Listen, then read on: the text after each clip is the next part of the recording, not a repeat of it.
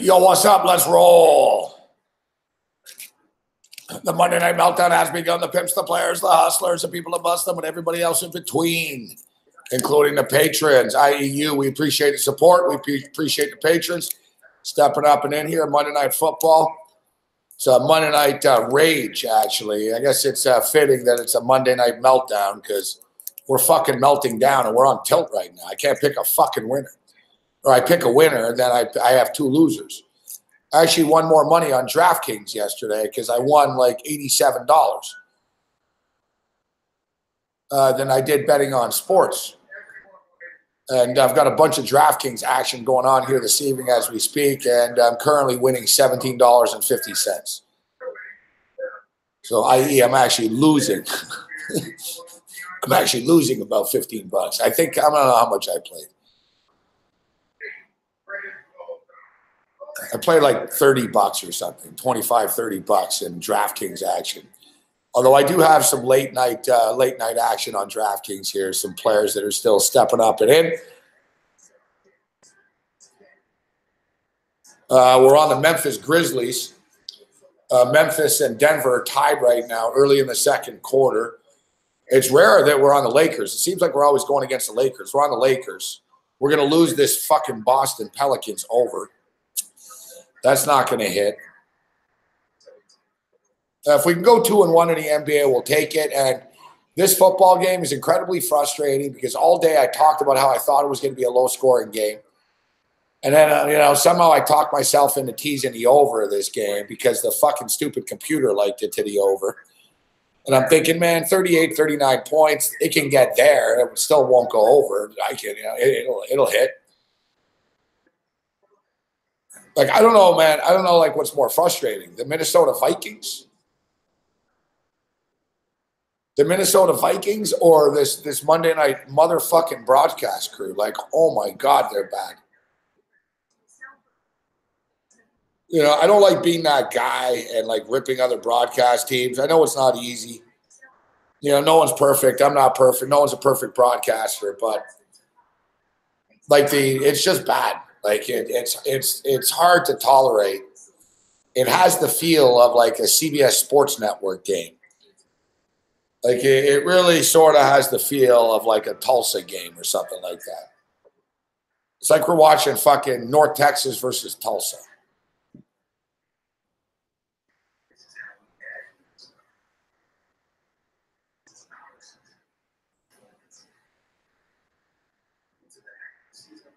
And yeah, it's just bad.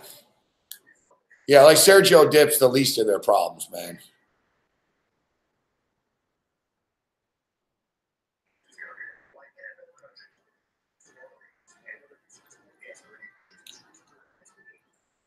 You know who they should do? You know who should be the play-by-play guy?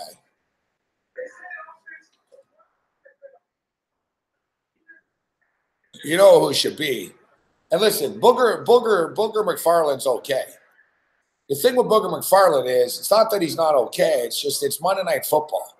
You should have like big time guys on. Like how come Jerry Rice isn't on or Bo Jackson? You know what I'm saying? LaDainian Tomlinson. I don't know, Marshall Faulk. Like there's a long list of Hall of Famers. You know what I'm saying? There's a lot of big name dudes that can do this. But for some reason, they went with Jason Witten because whatever. Witten's a white cowboy, essentially. Right? They got Booger on the fucking sidelines. Like, Booger McFarland shouldn't be on Monday Night Football. He's good, but he should be on the NFL Network in the studio. You know what I mean? Like, Joe Tessitore is not like, you know what I mean? Like, you know what it should be? It should be Chris Fowler. Chris Fowler's good. Like Chris Fowler does like Wimbledon and stuff. Like Chris Fowler has a voice that makes an event sound big. Like Chris Fowler's actually being wasted in college football. If anything, Fowler should be doing Monday Night Football. Tessitore should be doing the college football. Tessitore's good for college.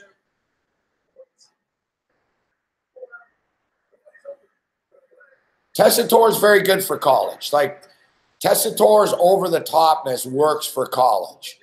You know, with the band, the music, the crowd. It doesn't work. Oh, my God, Russell Wilson makes a mistake. It's like, dude, fuck. Yeah, I mean, like, it's... They're so bad. It's like they don't have any business criticizing anything. It's like Witten never shuts up now, too, for some reason.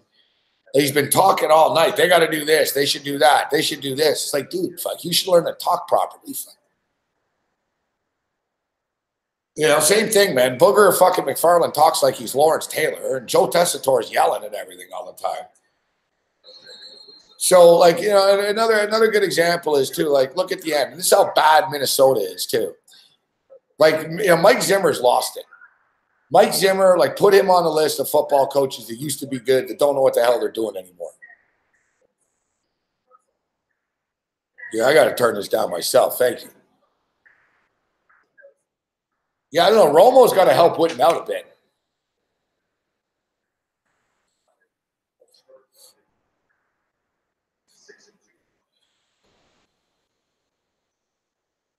Like, Romo should help his buddy out.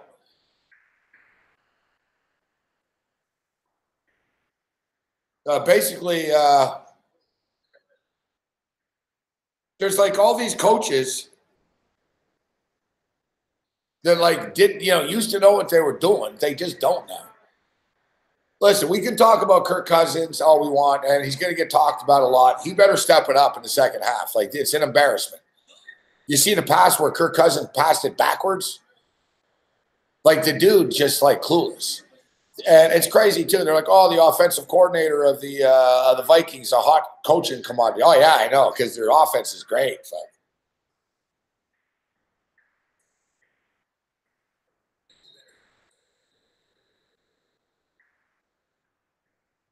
Like, the Vikings just aren't a very well-coached team. It's like they're ill-prepared for everything. You know, like, it's like every time there's a blitz, they seem surprised by it. Kirk Cousins is shocked, like he's never seen a blitz in his life. He's been in the league for 7 years. And the thing is, like, over and over and over and over, they run the same plays.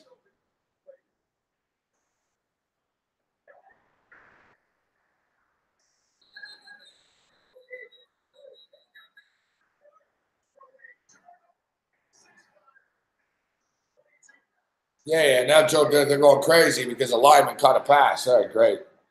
It's great. Now Minnesota's getting trolled like this.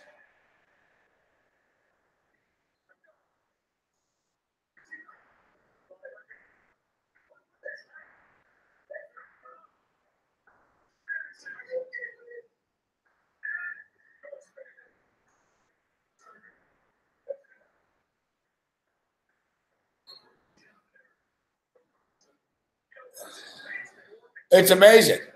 Remember, we go back. What's up, Sonny Vega? Hello, Jazz. Henry. So,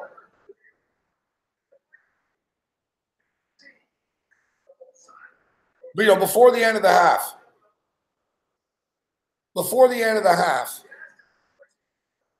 there's like a minute and a half left. The Minnesota Vikings have 3 timeouts left. They let the clock just tick down. Like, why wouldn't you use your timeouts? Like, there's like no logic to this whatsoever. They leave 3 timeouts on the board.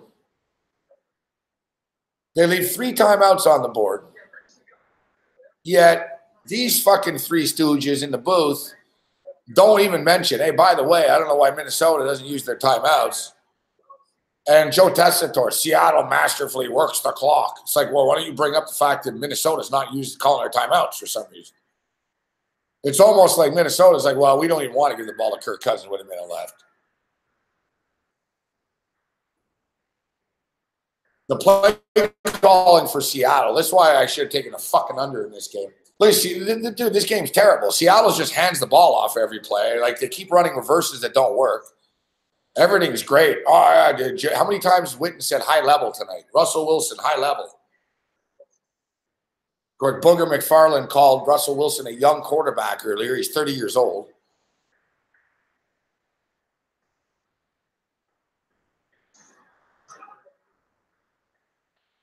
I could go on and on and on, but like it's just.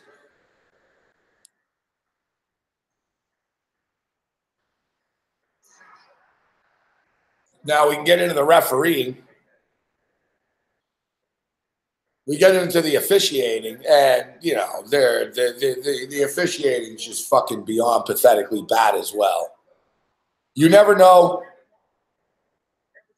You never know when it's going to be a penalty. If it's not going to be a penalty, they just randomly call penalties. Like this game is terrible. Like the play calling on both teams is just bad. Now, I'm gonna lose the teaser, but I have a puncher's chance at Dalvin Cook if they give him the football, which, you know, there's no guarantees here, is there? All right, so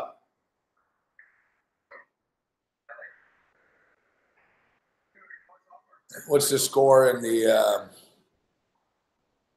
39-35 for Denver right now? All right, we're in this thing. I don't know how Denver's even scoring any points. They don't have any players. No, Jamal Murray ended up playing. So they've got Jokic and Murray, essentially. I've got Hernan Gomez in my DraftKings lineups. He's played 11 minutes. He's got 1 rebound. Great effort, bro.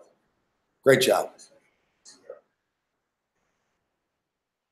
39-35. Still a lot of basketball left to be played in that game. We're going to be on the Lakers a little bit later on. But I got to hit the props here in this game. We need to hit we need to hit these props in this NFL game. And that's the one thing about props. You've always sort of got a puncher's chance as long as, you know, especially with like the yard props, all it takes is one play from somebody.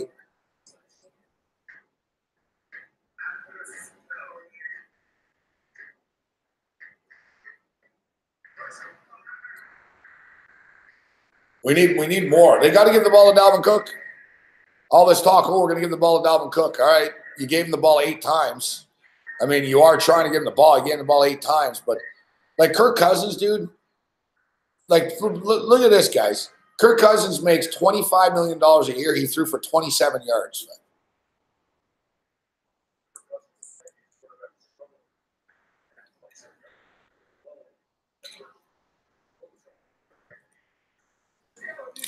This is turning into be one of the biggest heists of all fucking time.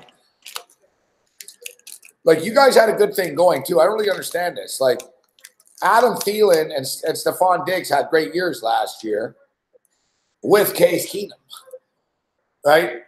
It's like you disturb the chemistry. You bring in this guy who has no clue in the pocket. Like, one thing about Case Keenum is he gets the ball out quick. Kirk Cousins doesn't get the ball out quick. He needs, like, time to look around. I don't understand why they don't call plays where it's just a 3-step drop and he gets rid of it. Like, you know, even they move the ball and then it's like, oh, 3rd and 2, and then he drops back. Everything's slow and deliberate. Nothing's quick in the play clock. Slow and deliberate. All right, great. Oh, Kirk Cousins just threw a 5-yard out. Ooh. Like, there's no imagination in the offense whatsoever. It's like beyond bad, man. It's so incredibly frustrating. Adam Thielen hasn't been targeted tonight. How do you not throw one pass to Adam Thielen? Like, the first play of the game should be a pass to Adam Thielen. Like, like I said, the offensive coordinator should be punched in the face of this team.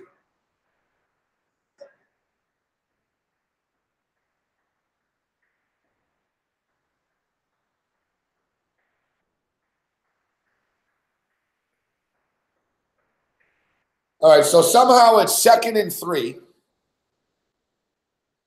Somehow it's 2nd and 3. Kirk Cousins scrambled, and they're still short right now. 3rd and 1. So, look, he threw it. Look, wide open. Misses him. How do you miss the guy wide open? You miss Dalvin Cook, but you throw it to a big tight end who's short.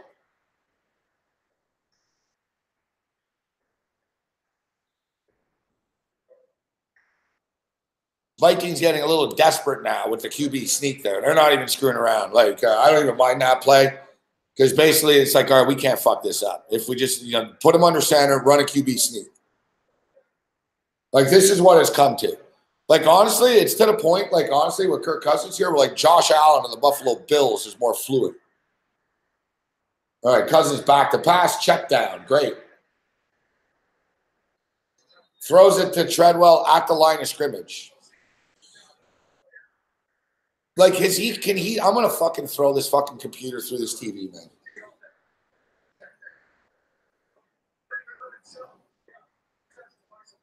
So his last 2 passes were 2 yards and then 0 yards, back to the line of scrimmage. Like, he doesn't seem to understand. Like, did the Vikings get, like, if you put him in the shotgun and he drops back 10 yards and then he throws it back to the line of scrimmage, like, that's not good? Watch, they're losing 3-0 here. Look at the play clock. All the way down to 7, 6. Give Seattle time to breathe. Yeah, nothing surprising. Look at that. Kirk Cousins could barely pitch him the ball properly, and Cook still picked up 9 yards. It's like, just give the ball to Dalvin fucking Cook on every play, all right? Look at that. Like, Kirk Cousins can't even pitch the ball to him.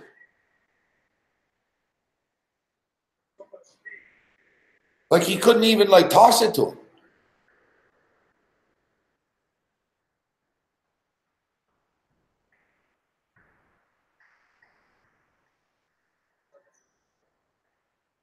It's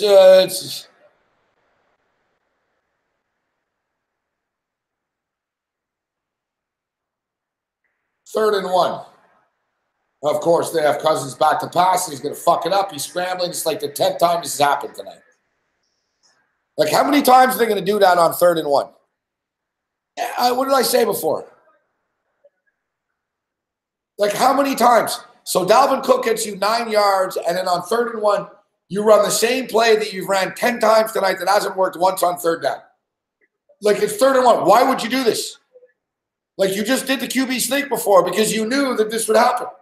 It's like this. It's like an instant replay. It's like the same thing every time.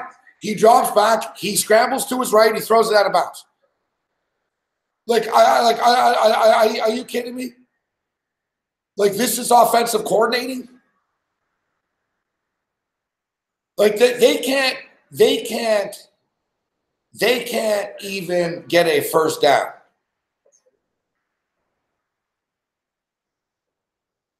Like, they can't get a first down, let alone like score points.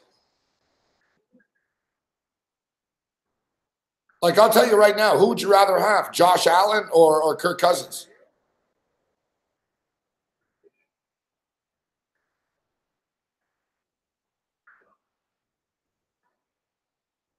I'll take Josh Allen. Kirk Cousins is useless. Like, this is one of the biggest heists and scams in American history. Like, the dude's terrible. 0-6 on Monday Night Football. It's not a coincidence. Like, you can't say, oh, it's a coincidence. Like, no. Like, he's just terrible. He padded some stats with the Washington Redskins. He was a free agent. And I don't know how or why the Minnesota Vikings, who are supposedly a smart organization, who have made some smart moves, went for Kirk Cousins. Like, there were only 3 teams that wanted Kirk Cousins. There were 3 teams interested in Kirk Cousins. And 2 of them were terrible. The Cleveland Browns, who probably saved themselves a lot of misery by not getting Kirk Cousins and getting Baker Mayfield. So it's amazing. The Browns fell ass backwards into that. It's crazy. Like, these football teams, it's amazing how stupid NFL teams are. So the Cleveland Browns tried to get Kirk Cousins, but Kirk Cousins said no to Cleveland. The New York Jets, who, to be honest, I think Sam Darnold's probably the next Kirk Cousins. And then the Minnesota Vikings for some reason.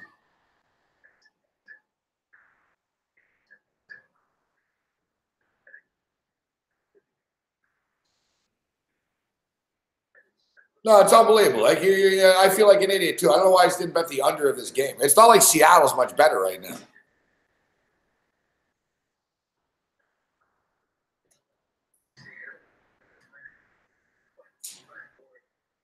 Like this game is it's frustrating. The game is frustrating. The broadcast is frustrating. The play calling is frustrating. The quarterbacks are frustrating. Everything's frustrating. Like every game just pisses me off, man. Like I have bad luck. I got bad picks. I can't get in a groove the last week and a half here. It's been 2 weeks.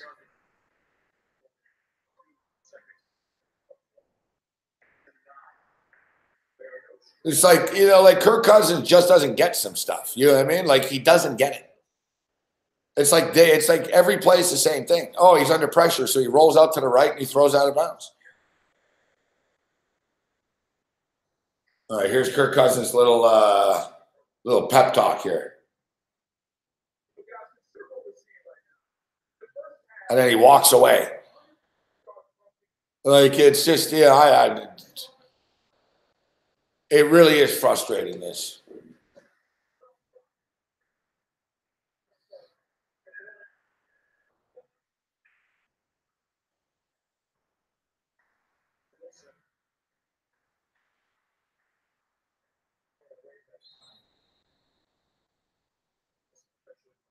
Imagine being on Minnesota's defense too.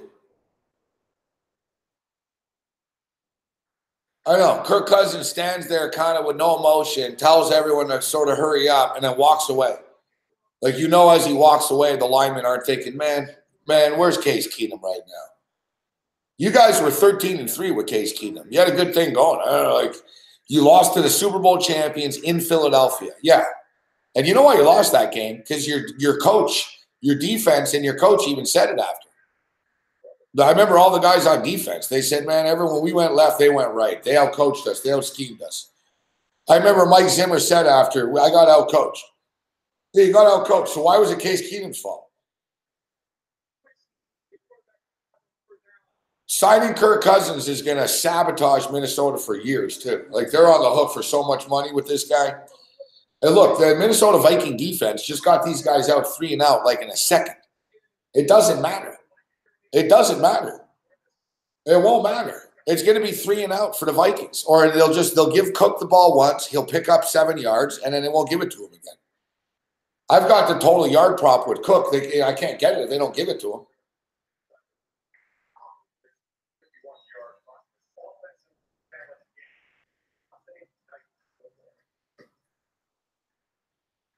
Like Kirk Cousins' confidence is it's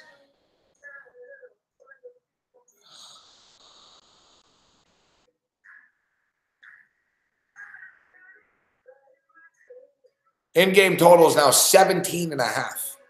Yeah, great game tonight. Great game tonight. As I said, like you got a bad broadcast, you got a bad halftime show, you got bad broadcasters, you got bad play calling, bad officiating, bad quarterbacking, bad wide receiving, bad everything. It's just, let's just get to the playoffs. The playoffs are always good in the NFL. The Super Bowls, you've been good the last years. The Super Bowl kind of sucked for a few years, but it's been on a roll as of late. There's been good Super Bowls the last couple of years. I'm to the point now with this stuff. It's like, it's nearly bowl season. Bowl talk is set to begin this week.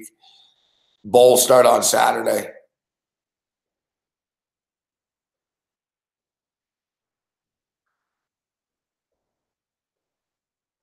You're seeing it too. You're seeing it too. Like there's a lot of teams that are going to the playoffs in the NFL that have like hit a wall recently. And you can't write them off. You can't say, oh, they're not going to win the Super Bowl because they've hit a wall right now. But it seems like teams have hit a wall, right? The Rams have been a little clunky as of late. The Saints have been clunky as of late. The Patriots aren't invincible. The Chiefs are lucky they won yesterday. The Houston Texans 9-game win streak came to an end. The Pittsburgh Steelers are flaky. Baltimore's a playoff team, and they're flaky. They're good, but they got a rookie quarterback in Lamar Jackson. Like, this thing's wide open right now. Like, you can't say, oh, this team's like this, and they're going to win because of this. I got to tell you, one team that does sort of, and I said this about a month ago too. The Chicago Bears, they have that feel of Philadelphia last year. Trubisky reminds me of Carson Wentz a lot. He doesn't, he's not as smooth as Carson Wentz was last year.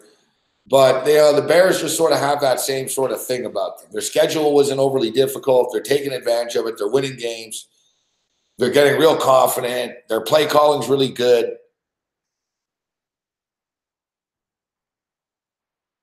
Well, it's the first pass to Thielen. It's the first pass to Thielen. Yeah, but the thing is with that play call right here, it's the same thing. It's just like a 5-yard pass. Like, everything is just like, honestly, what are you paying a guy $25 million a year for if all he could do is throw it 5 yards? And now here it is, 2nd and 3. Now you're going to do something stupid. Like, just give it to Dalvin Cook here. It's 2nd and 3. Just give it to Dalvin Cook. Even though they know you're going to give it to him now because you guys are so predictable, but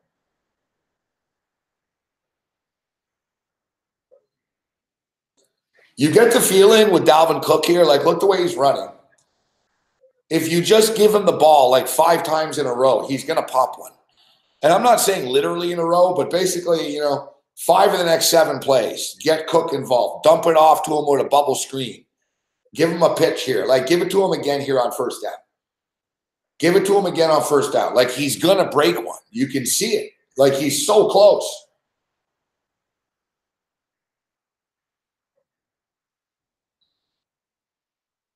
Now, if you're Minnesota here as well, pick up the pace.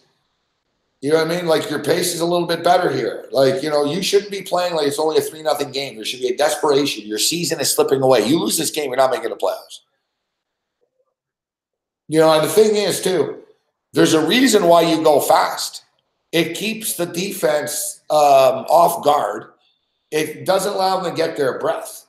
Like, look, right now, like, you always allow Seattle. You can even see Seattle players, like, kind of exhaling and, like, getting ready.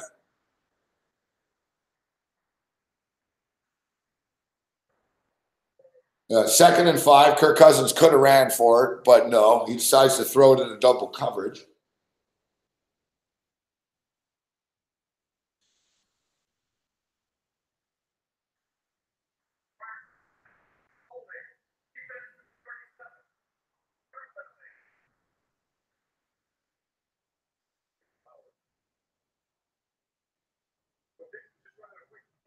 No, they got bailed out by a penalty call here. Like, this is so, like, this is brutal.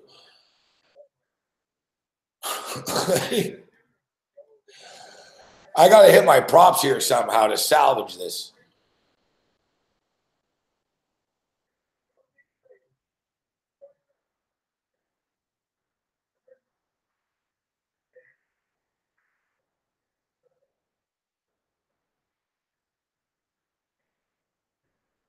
This is their first play beyond the 50-yard line all night.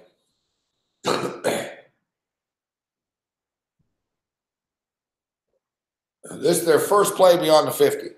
Like I said earlier, they were talking, oh, yeah, the Minnesota Viking offensive coordinator is hot commodity for a head coach. Yeah, really, why? It's his first year as being the offensive coordinator. The coach of the Giants was the OC here last year. This is a case where, like, every year when the teams hire these guys, it's like Shermer's not a good head coach with the Giants. He's not going to last. He'll get fired in a year or two. And Minnesota have a worse offensive coordinator now. Like, Shermer and Minnesota were both better off. Like, this is where it changes and better. I'm wondering how the referee. Let's see the replay of this. The referee keeps the clock going here. I don't know, man. Looked to me like Dalvin Cook got tackled out of bounds. Let's see the replay. I've noticed this all night where the referees are like, keep the clock going, keep the clock going, when guys are like blatantly out of bounds. What's up, oh man? What up, Gino? Pimp the Lockstockins, Muhammad, Kyle Hamburg, Stooch, Kirk Cousins.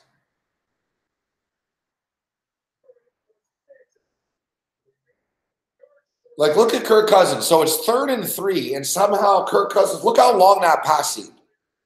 Look how long it is. It's like he threw it like 10 yards, but it's still short.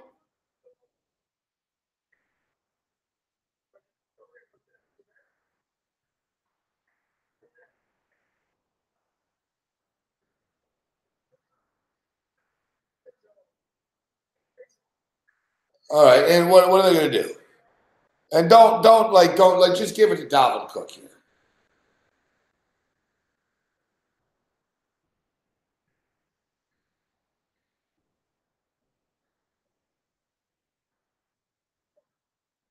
You notice too with these guys in this Monday Night Crew, not once do they ever like tell you what the flag is.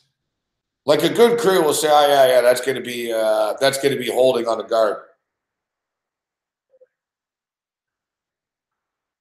Like I told you, what did I say before? What did I say before when they had the 3-0? I said it doesn't matter. They can't do anything. Like that could have been my long field goal prop.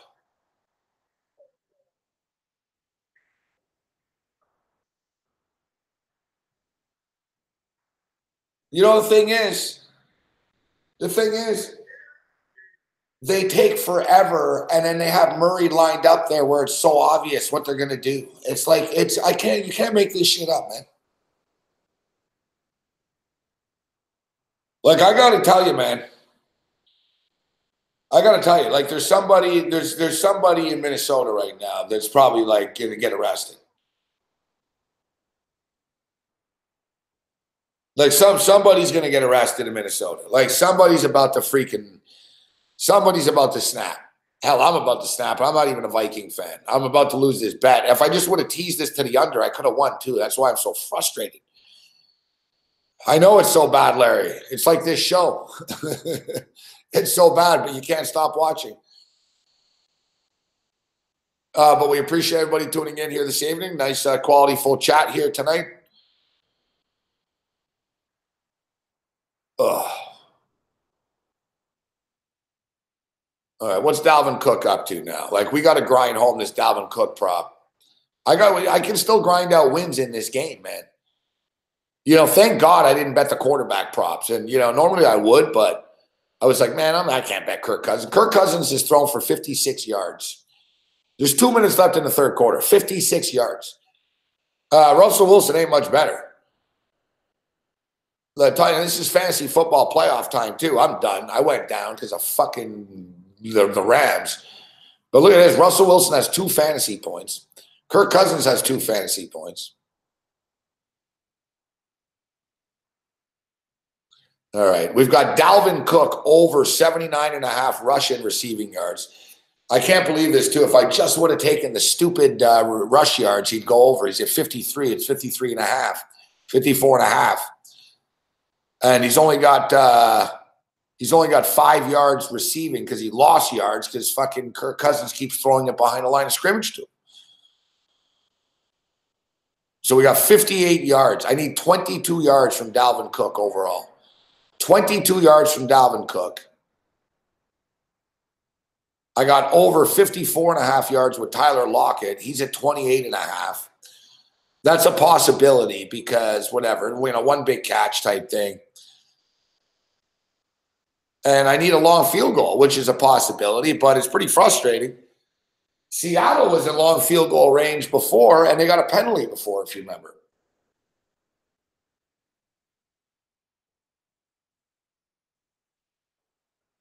This might be one of the worst games in the history of the NFL. Like, there's something like violently frustrating about this game.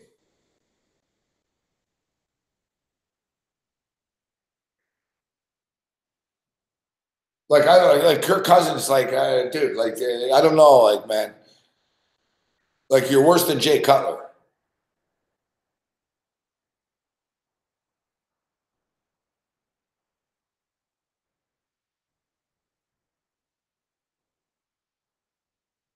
Like, Like, you're worse than Jay Cutler. Like, Jake, honestly, like, I'd rather have Jay Cutler right now.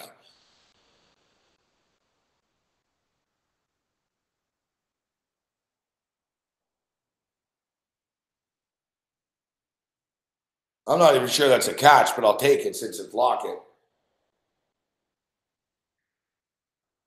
All right, so what's Lockett up to now? Lockett's up to 42. We need 13 yards from Lockett. This is doable, but you know I'm going to get screwed somehow. I'm telling you, it's unbelievable. I'm going to be positive, though. Let's be positive. What's up, Spencer? That's good to see you, bro. How you doing, Lebowski?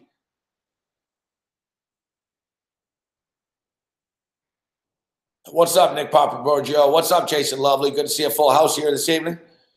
Gino? All right. You notice there's never long field goal attempts anymore? Good to see you, Lebowski. You notice there's never like long field goal attempts? Well, it's going to be the end of the quarter now.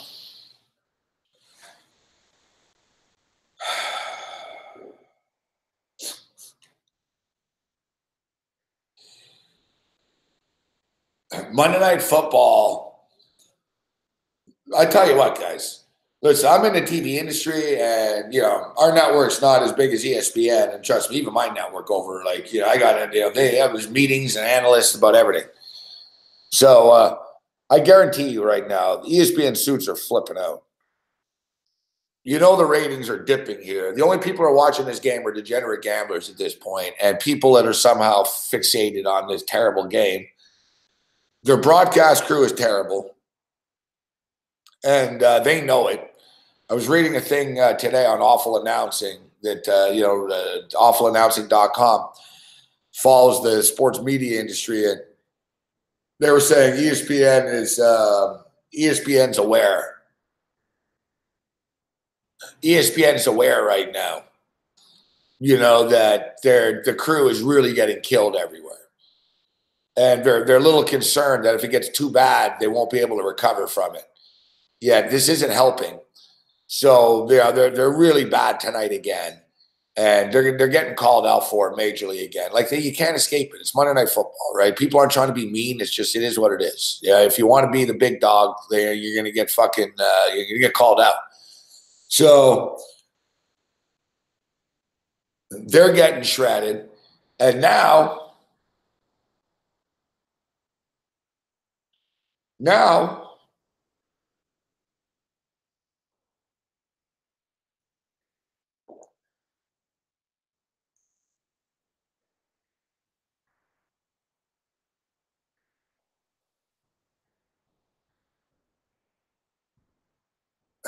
this game is going incredibly fast.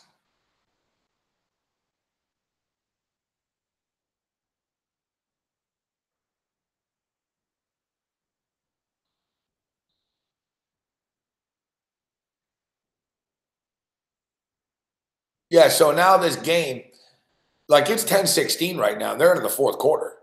A higher scoring game right now, man, we'd be getting out of the half right now. It's pretty crazy because nothing's happening. Both teams are running the ball on every play. I don't know, man. They had the highest scoring Monday night game ever this year. And they might have this has to be the lowest score. I don't know. One Monday Night Football has ever been a 0-0 game. It's 3-0. All right, let's get the long field goal prop here. Stop them short of the first down and kick a field goal, man. Throw us a bone. Come on, man. Russell Wilson back to pass, going deep.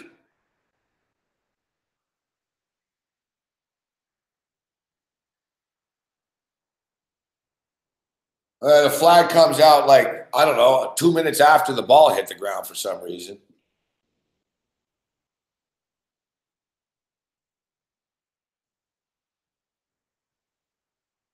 Where's the penalty?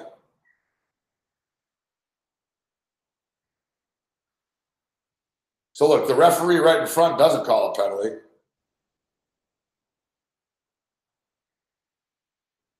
The ball's out of bounds.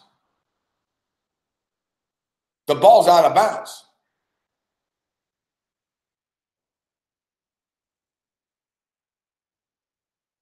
Like the refereeing is terrible. The refereeing is freaking terrible.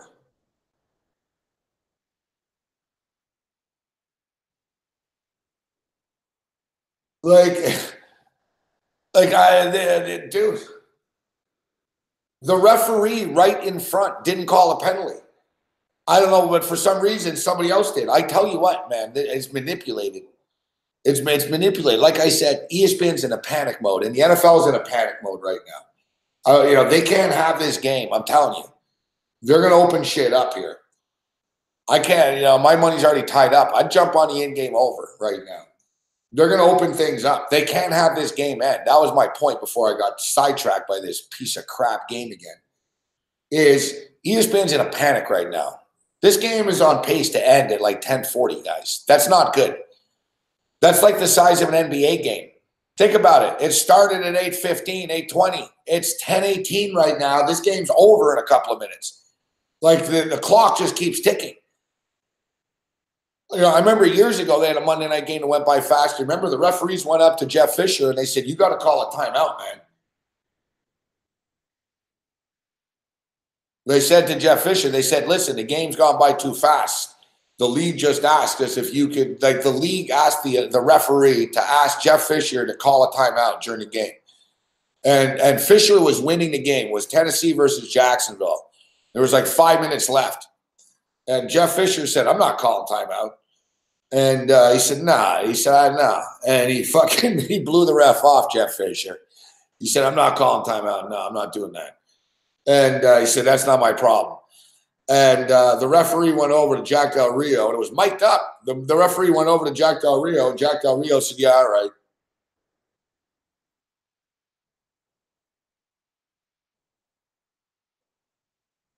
And Del Rio called a timeout, even though he was losing like 27-3 or something. He prolonged his own team's agony for the league. Del Rio's a company guy. Fisher isn't, right? See, that should have been pass interference. Like that was pass interference. Of course, now you're kicking a kick, 35-yarder, of course.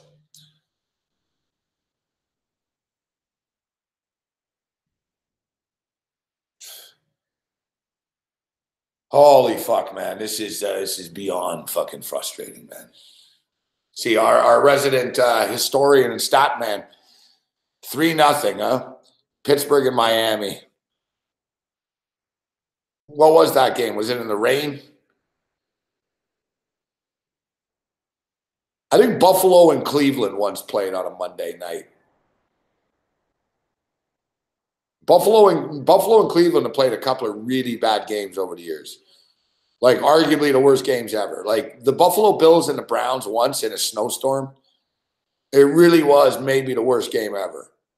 The Bills lost. They held the Browns to 24 yards passing, and the Bills lost.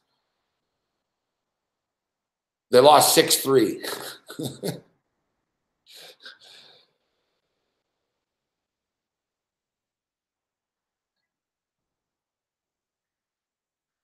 I remember that monsoon game. Yeah, the play calling's bad for both teams tonight. It's just terrible. This is annoying. Neither one of these teams are winning the Super Bowl. It's like you're just wasting our time. Yeah, they're wasting our time. Get out of our way. It's like, like honestly, like the Minnesota Vikings. And the worst part is, even if the Vikings lose tonight, they're still in the playoffs, but they won't be for long. Like at this rate, the Vikings are going to play themselves out. But it's crazy. The Carolina Panthers are that useless as well now. I can't believe I'm going to lose that over bet with the season win total. They were 6-2, and I'm going to lose.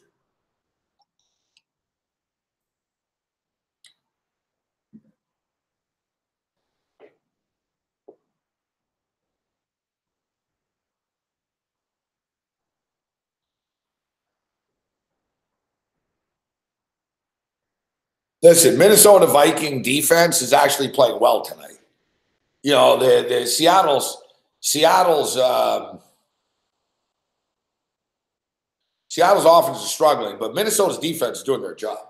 You go into Seattle, you hold Russell Wilson to 6 points through three quarters.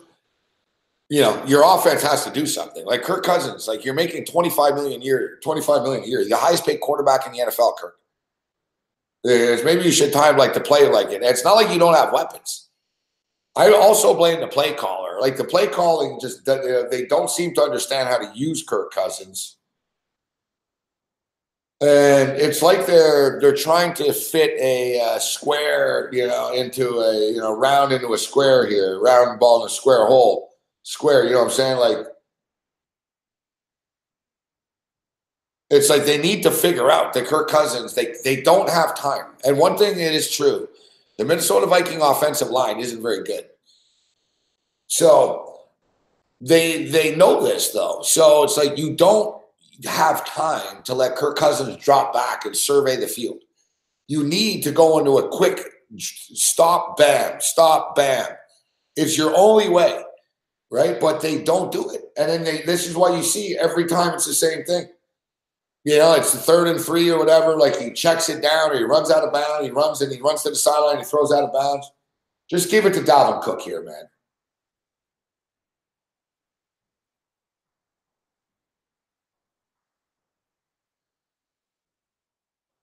I can't believe it too. Like instead of just taking the rushing yards, I went with both. I went with the 79.5. Dalvin Cook only needs like one or 2 yards here to get the rushing prop over.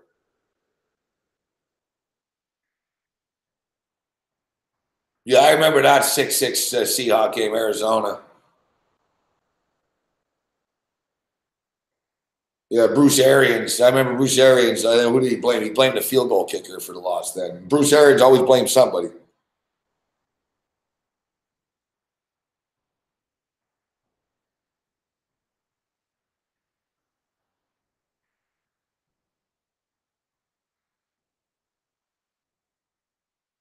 Yeah, I would settle down, Diggs. I wouldn't get too happy here.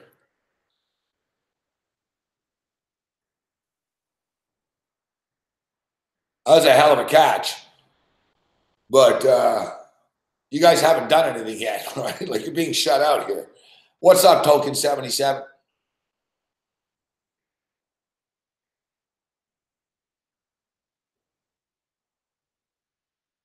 All right, give the ball to Dalvin Cook, man. I need some yards here, man. Fuck. Like here's I'm not getting a long field goal here.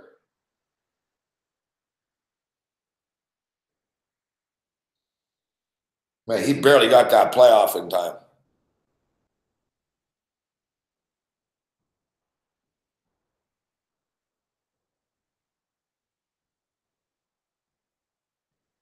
As bad as it is, we still have a shot here, guys. We could hit these props, but it's going to take some luck.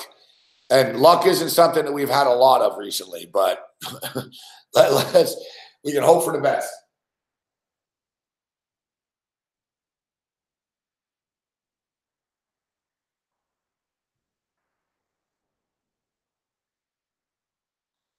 Of course, they refuse to give it to Dalvin Cook now.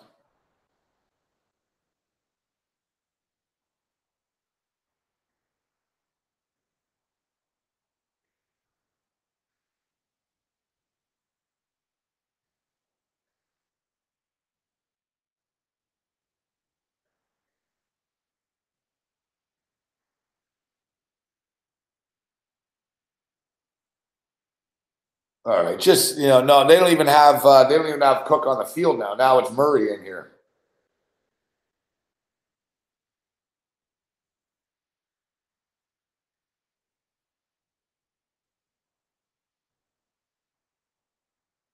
Thing with Tessitore too, he's like they go with Murray, like everything's so he's got to oversell everything.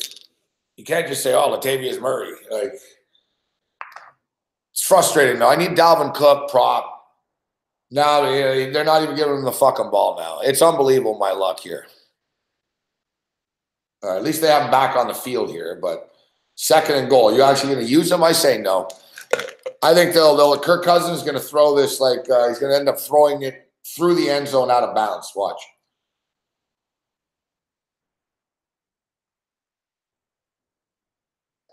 As I stated.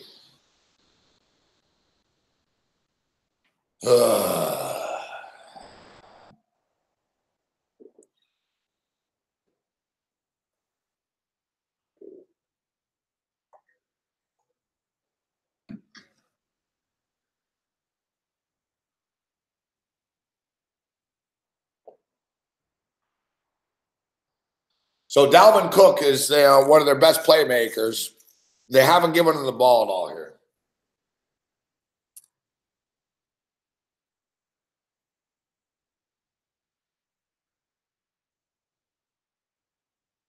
They give, look at,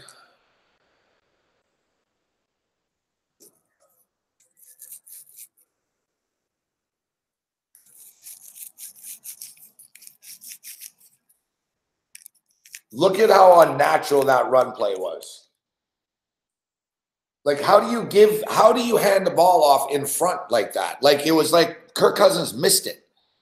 Like, everything is so difficult for them. You know they're not going to score here. That's why I said before, like, Stephon Diggs, I don't know what you're celebrating, bro.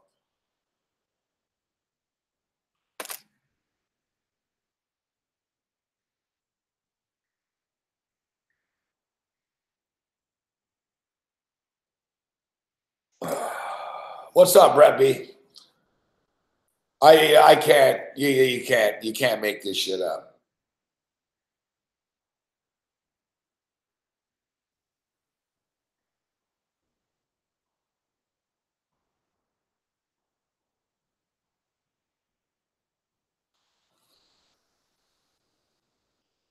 What's up, Brooks? Yeah, like honestly, I've seen better football in the MAC.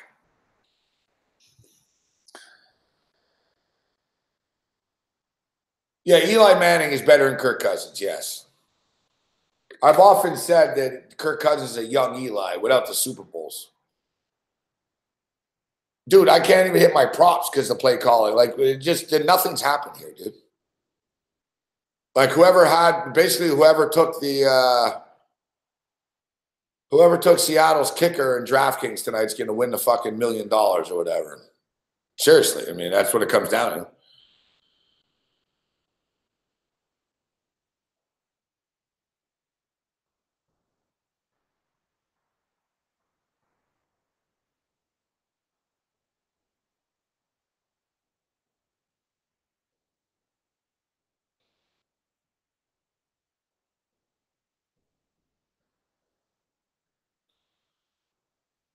Like, I'm just hoping for one of these props. Long field goal, Dalvin Cook, Lockett. I don't know. Listen, maybe we can get this Lockett prop home right now. That's one of the smaller ones. What's the score in that Denver game?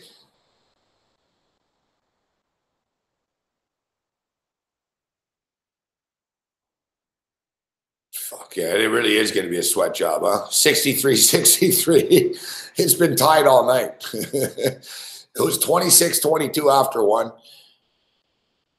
It was 55-50 at the half, but now it's 63-63. Yeah, real sweat job. We got the Lakers also.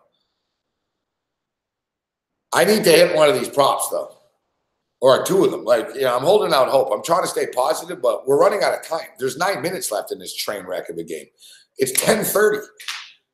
Like, this is going to be the fastest NFL game in history. Look, looks like Adam Thielen's yelling at Kirk Cousins.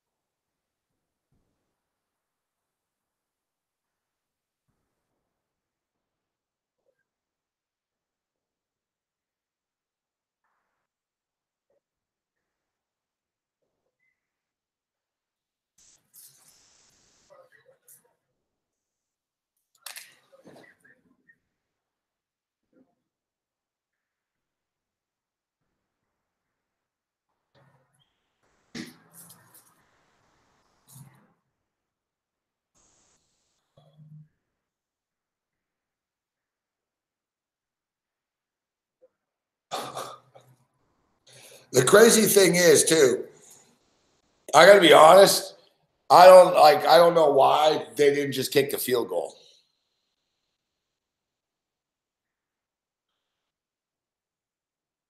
Like, if you were Minnesota, you knew you weren't going to score. Like, did anyone really think you were going to pick that up on 4th down? Like, honestly, like you should have just taken the fucking 3. You make it 6-3, you got to stop, you kick another, you know what I mean? I mean, you're right back to square one right here now again.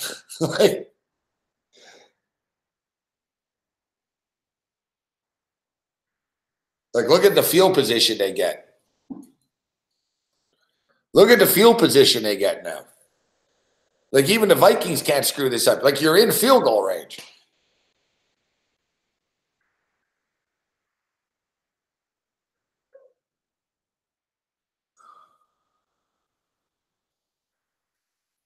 Like, I have chest pains watching this game.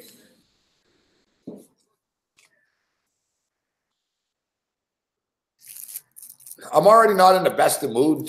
I'm getting a little frustrated, and this game really isn't helping me. Like, I'm honestly, like, this is the first time, like, I can accept losing. It's been a bad couple of weeks, but now I'm starting to hit the brink here. Like, I better hit a couple of these props somehow on the way out. Like, we don't even need much. Like, for the love of God, like, give the ball to Dalvin Cook, man.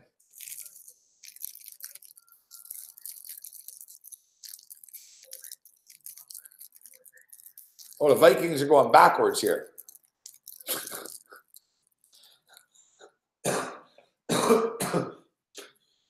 Of course, the Vikings get the ball in great field position. First play, offensive holding.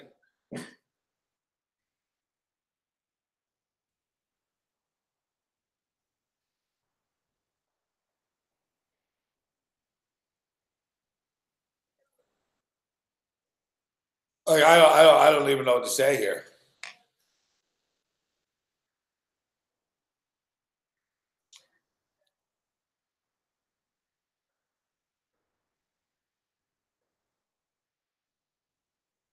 Now the tight end drops it.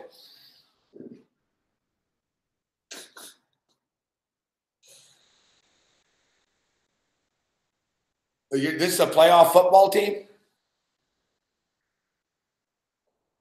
Like, this is, like, honestly, like, it's like watching, it's, you know what, this tight end's from Central Michigan. It's like watching Central Michigan.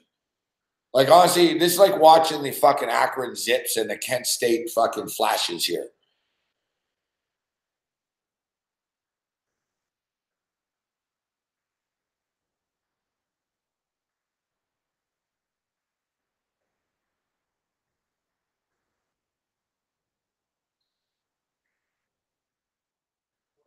This time he hung on to it.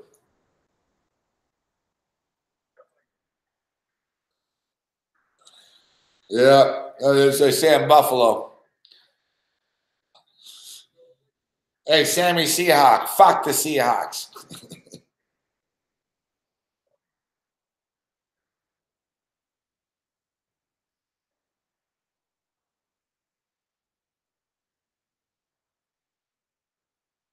They just refuse to give the ball to Dalvin Cook. They haven't given him the ball like ever again.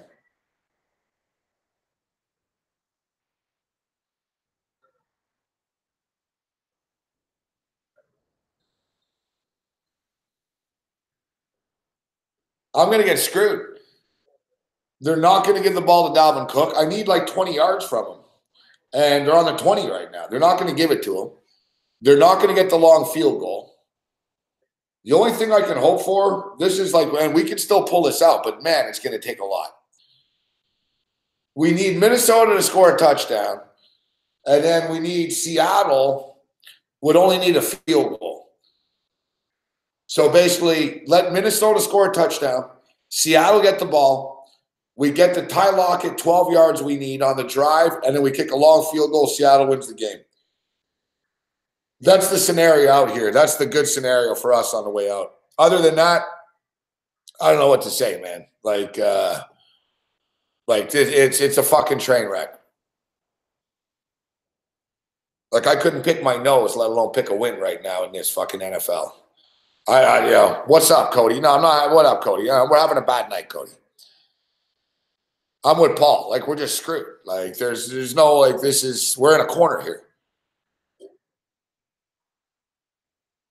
It's like not only is the game bad, but it's like every little play somehow screws us for the prop. You know what I mean? Like, they have Dalvin Cook on the field. For some reason, you have Dalvin Cook, but you don't use him. Oh, we're going to use Dalvin Cook. We're going to use Dalvin Cook more. No, you're not. It's all talk. Like, you got Dalvin Cook blocking out here for some reason. Like, it's just, I don't even know what to say.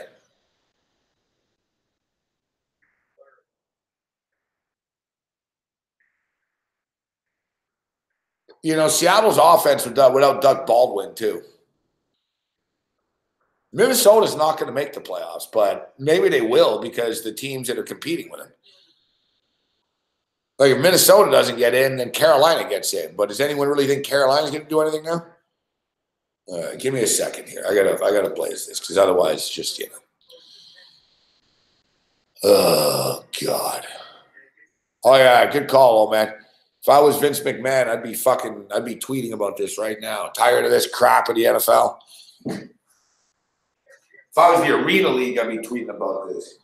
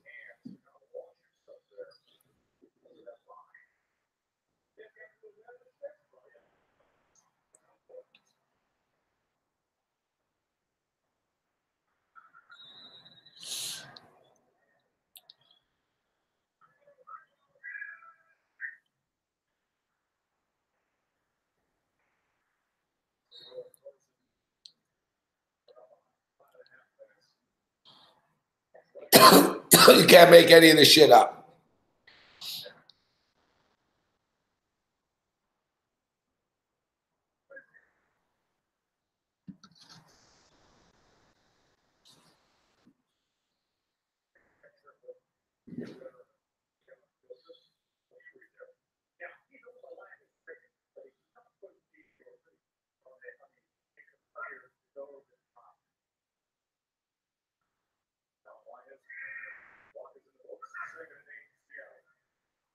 How long was that field goal?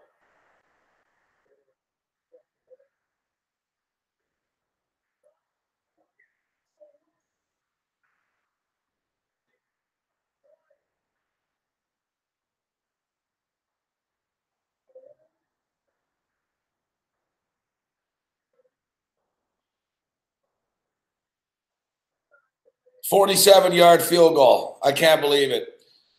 You're telling me that a 47-yard field goal was blocked. That would have been a long field goal. And not only is it blocked, but it's blocked on an illegal block. Wagner wasn't even allowed. Like the guy even just came on and said, "Oh yeah, he's not supposed to. You can't do that." But of course, the referees don't call that, right?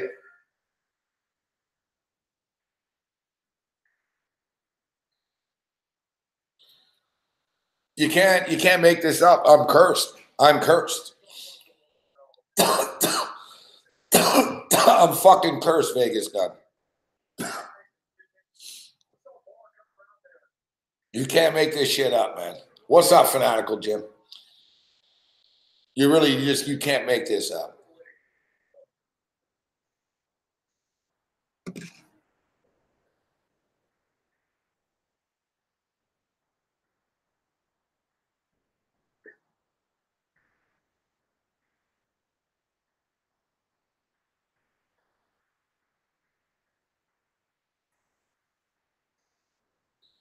And the crazy thing is, I thought about the Vikings and the under as a teaser. If they kick a field goal here, the Vikings under will hit.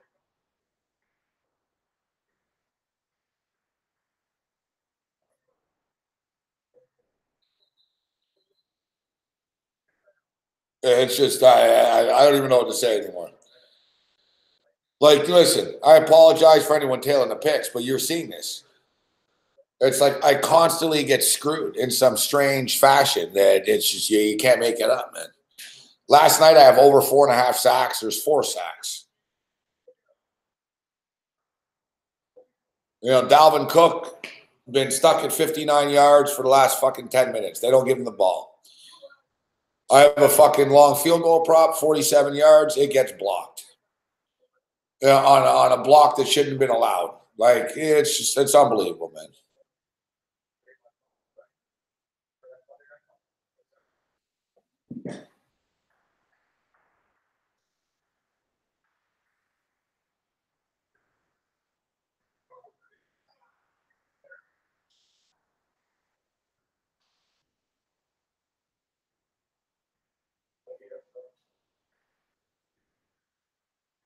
It's like where was the Minnesota Viking offensive line there? You guys can't even block like a field goal attempt.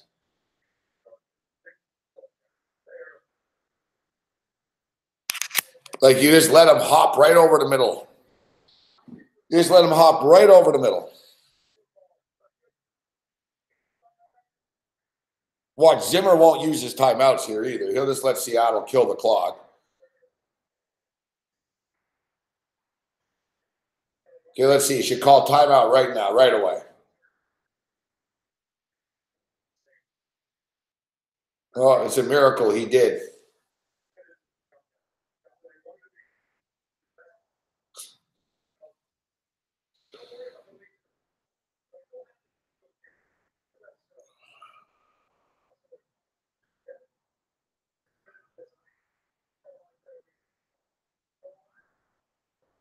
Yeah, I didn't touch the Warrior game. I'm on the Lakers tonight.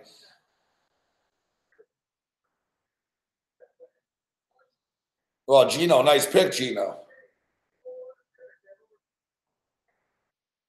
The thing is, Seattle were beatable tonight.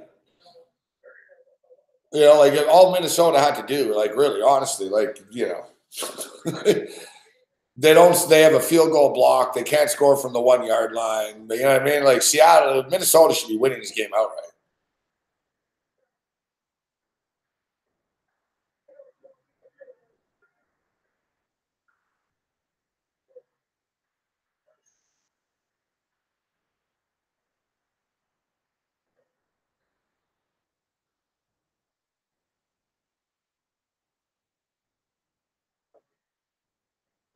Wow. Wow.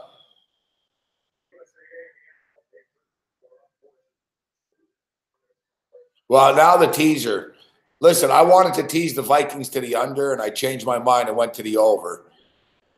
These fucking props I'm getting screwed on. I could have just stupidly just fucking taken I could have stupidly just taken Dalvin Cook rush yards, but no, I got to jump on. I got to jump on. No, it'll be better value if I take the Russian receiving. He's at 59 right now. Maybe if they get the ball back here, you know, they'll give him. Maybe he can pop like a little screenplay or something, but they don't seem to throw it to him. I don't understand. Minnesota, you're fucking losing. Russell Wilson's 10 of 20 for 72 yards.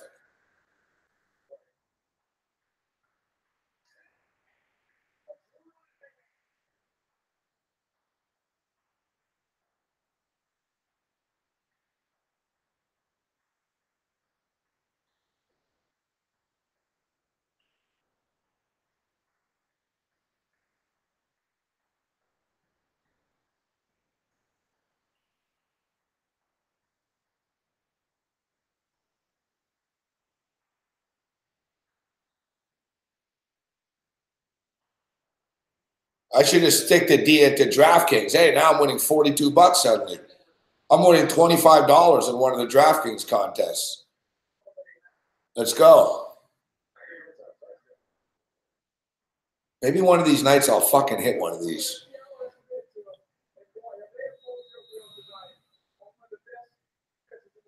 Off to a good start. You got to start off strong in this stuff. Well, it's real early though. But I'm in 600th place right now out of 17,000 people. So it's a good start out of the gate.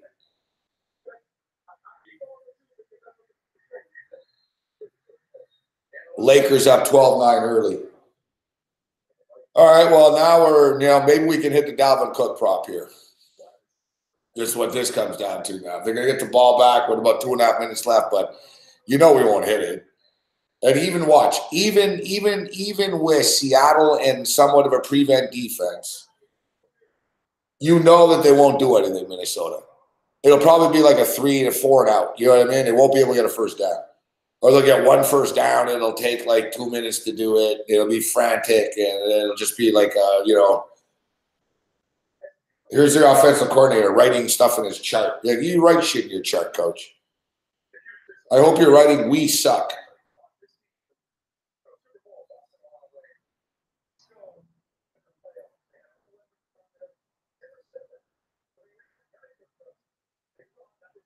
I mean, you saw earlier Adam Thielen was having some words with Kirk Cousins.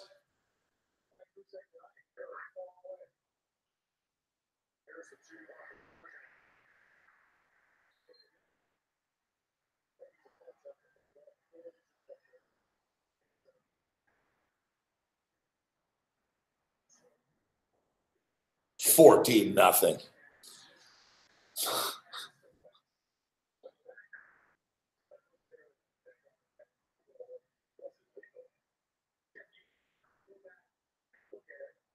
What did they lose last week?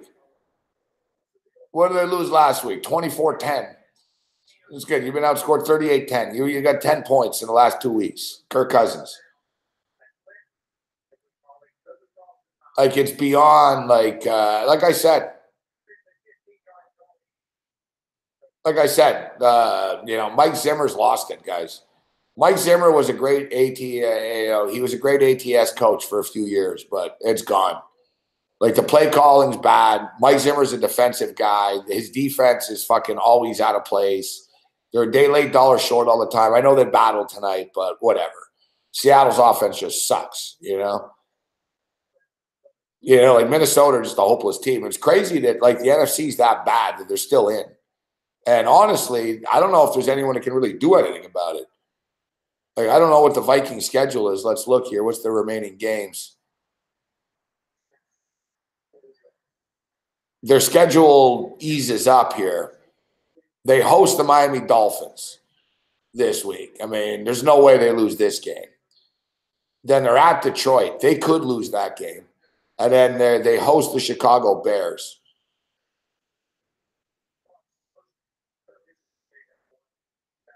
I mean, you know, the Carolina Panthers schedule is even harder. The Panthers play the Saints twice and the Falcons once, and the Panthers are terrible. The Redskins are fucking whatever. The Redskins are like rock bottom right now. Hey, look, 2nd and 10. Like I said, it'll be a 3 and out here. And it's weird. Like Kirk Cousins, he doesn't show any emotion either. Like, look, like it's unbelievable. Like the Philadelphia Eagles actually still might make the playoffs.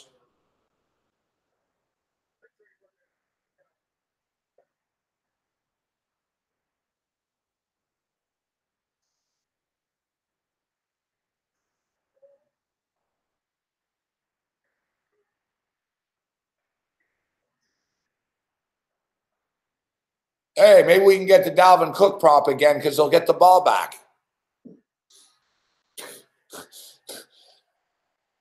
Who you rather have? Kirk Cousins or Josh Allen?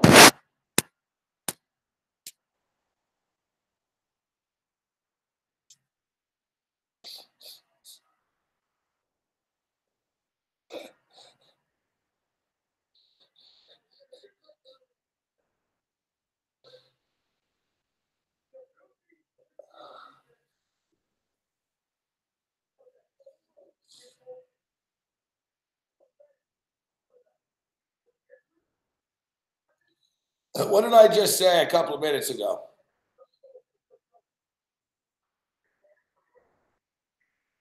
What did I say? Even though it's like garbage time right now and stuff, they still won't be able to do anything.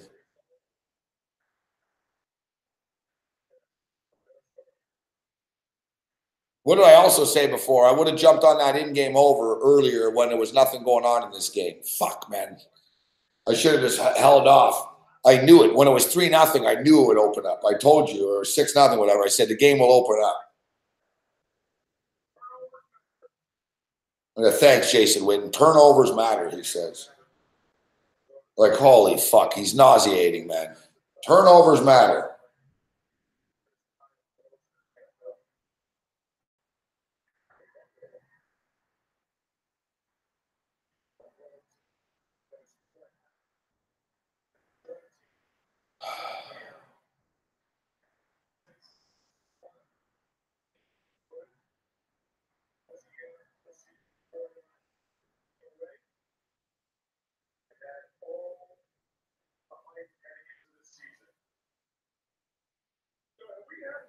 Like, you could pay Nate Peterman and get shut out if you wanted.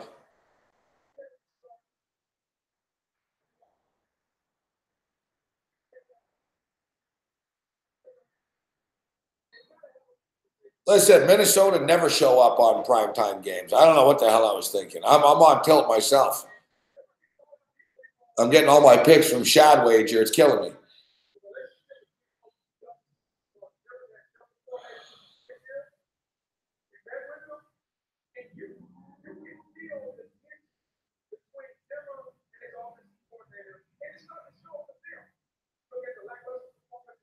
Look at the face of the offensive coordinator right now.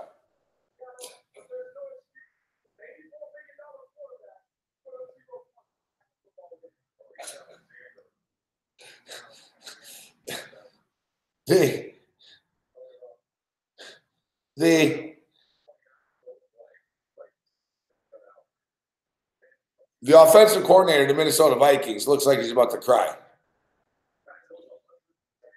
Booger McFarland just said there's tension on the sideline right now with Zimmer and the OC. Zimmer looks like he's going to have a heart attack.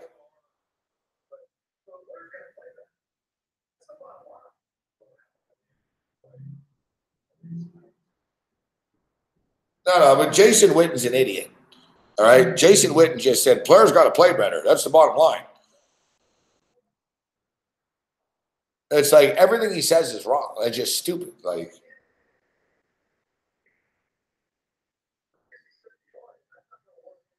oh, Stephon Diggs is losing it right now. Stephon Diggs just took his helmet off in the huddle and started yelling and shit at Cousins, and Thielen just told him to chill out. Look, wow, Diggs isn't stopping, and Cousins is wimping out and hiding behind other players right now. You see, Diggs just fucking took his helmet off and said, "Man, motherfucker," he fucking started bitching. Thielen was like, "Whoa, whoa, whoa, hey." And then Diggs just kept on talking during the huddle here, man. Kirk Cousins was pretending not to hear him type thing. You're not going to give it to Dalvin Cook either, are you, you cocksuckers? Like, no, I'm just going to get swept. I'm going to lose every bet in this game.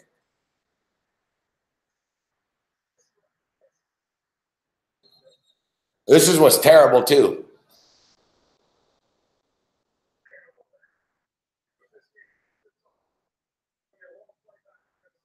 Yeah, earlier Adam Thielen was yelling at him. So it's not like Thielen's like, hey, Diggs. Like, he's probably saying, I know. Like,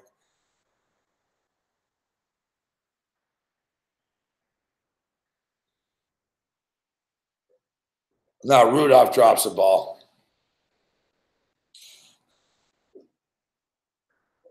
And I'm going to lose every bet in this game again. Like, you can't make this shit up, man. You guys are witness to this. I'm 9 yards short with Ty Lockett. I've been at 55 yards after 3 quarters with Dalvin Cook. They haven't given him the ball once in the 4th quarter. Not once. Oh, yeah, they gave it to him once on that awkward 1-yard run where Kirk Cousins somehow fumbled it and gave it to Cook, where Cook, like, got it and then got hit. Like, you can't make this up. Like, they can't execute, like, a handoff. You saw when Kirk Cousins, like, pitched it to Cook, it was like a wobbly, weird, like, oh, here, take it. They have a 47-yard field goal blocked, in which my long field goal prop that I actually went bigger on tonight. You can't make this.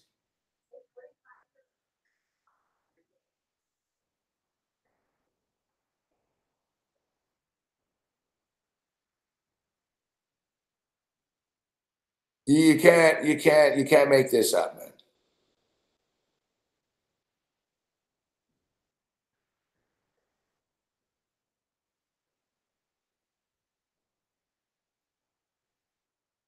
Well, no shit, there's problem in the Viking room. Like, yeah, listen, you don't need to be Adam Schefter to know there's problems in the Vikings room. They got serious problems, man. They just gave a guy. They ran a quarterback out of town that everyone liked in the room.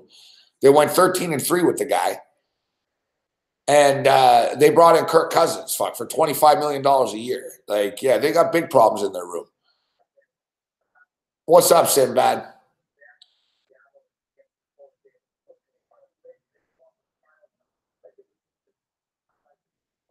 I talked about this like 2 months ago. Like, you could catch on early that they had problems with Kirk Cousins.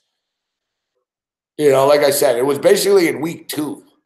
Look, they lost to the Buffalo Bills. You know what I mean? They played the Green Bay Packers in week 2. Aaron Rodgers had one leg. All they did is tie the Packers. And the only reason they tied is because there was a bad penalty on Clay Matthews. That shouldn't have happened, a roughing the passer. There was another game the Vikings won on a roughing the passer penalty that never should have happened. They lost to the Buffalo fucking Bills, for fuck's sakes.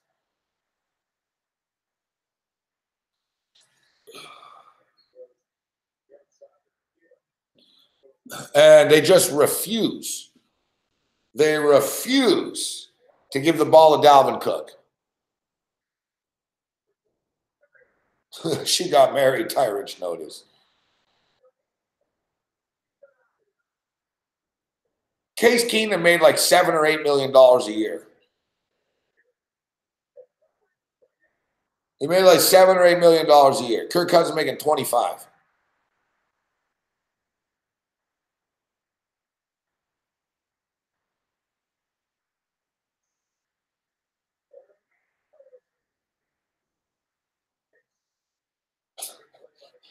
Diggs nearly just kicked the football after. Diggs is about to snap, man. I like honestly, shit's gonna hit the fan in the Viking room in a couple of minutes. This, like sometimes like rooms are quiet, you know what I mean, after a bad loss and stuff. This isn't gonna be a quiet room right now. Like helmets, like shit's gonna fly. Like they're gonna have to watch. Like if Zimmer's gonna have to get in the room here. Like Diggs is gonna start throwing things. Someone's gonna go after Kirk Cousins. Like I'm not talking punch him, but people are gonna mouth off. What a shock. You give it to Dalvin Cook and he gets you a big play. But, why give it to him? I don't even want to look at the prop right now. Did we get it? Probably not. Was that 20 yards? Probably not.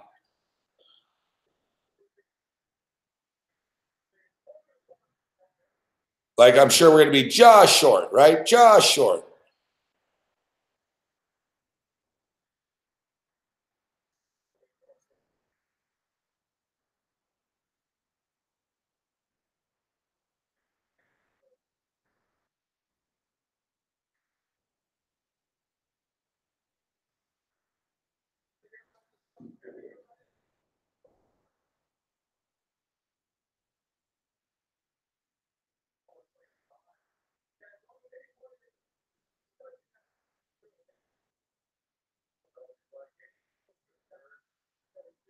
All right, does it count?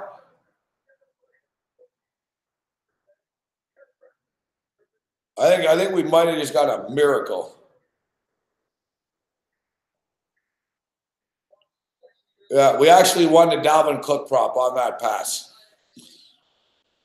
It was 79 and a half yards. He just got to 83 with that pass. If he didn't get that, we would have lost by like half a yard. I'm just waiting for them to review this and say, actually, no, he crossed the line of scrimmage.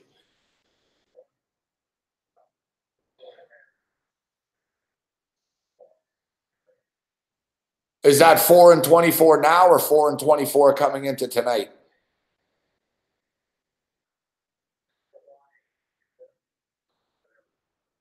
That's pretty good. I needed that. I actually had a pretty nice play on that. Well, not massive money, but as far as units, I needed that, man. You know what? The only reason we got that is because of the last Kirk Cousins pick or fumble. Like I said before, I said, hey, man, maybe now we get it. We get a chance to get it again. And we only got it on a play in which he barely was like, that's how hard that was.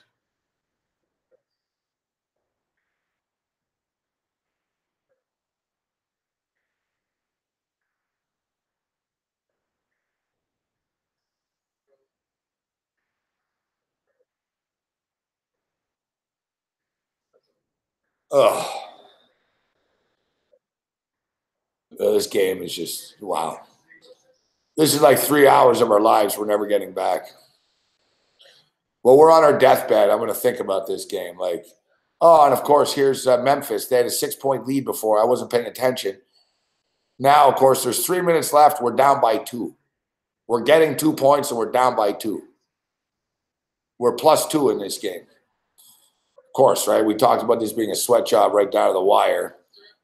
98-96 with 3 minutes left. We're on the LA Lakers -5.5. They're winning 27-23 after the first quarter. It's a miracle we hit that Dalvin Cook prop.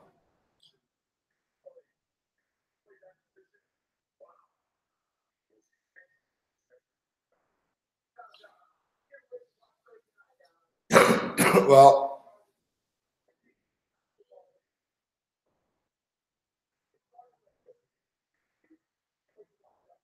You got a great onside kick, buddy.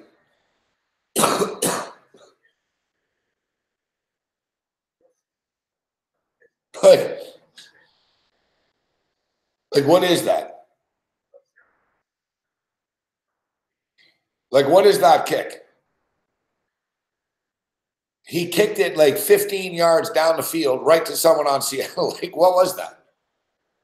Like, dude, you got one job, bro. Like, you're telling me you can't just boot the ball? Like, we see these college kids. Remember we were watching a college game? That college kid just simply bounced it up in the air. It's like, hey, nice kick, kid. Like, what was that? You're a professional kicker, bro. Like, what was that for an onside kick? Like, is there anyone on your team that executed? Like, the only people I don't blame Dalvin Cook. Dalvin Cook, man, every time he gave the ball to Dalvin Cook, he made a big play. Listen, the offensive coordinator is terrible.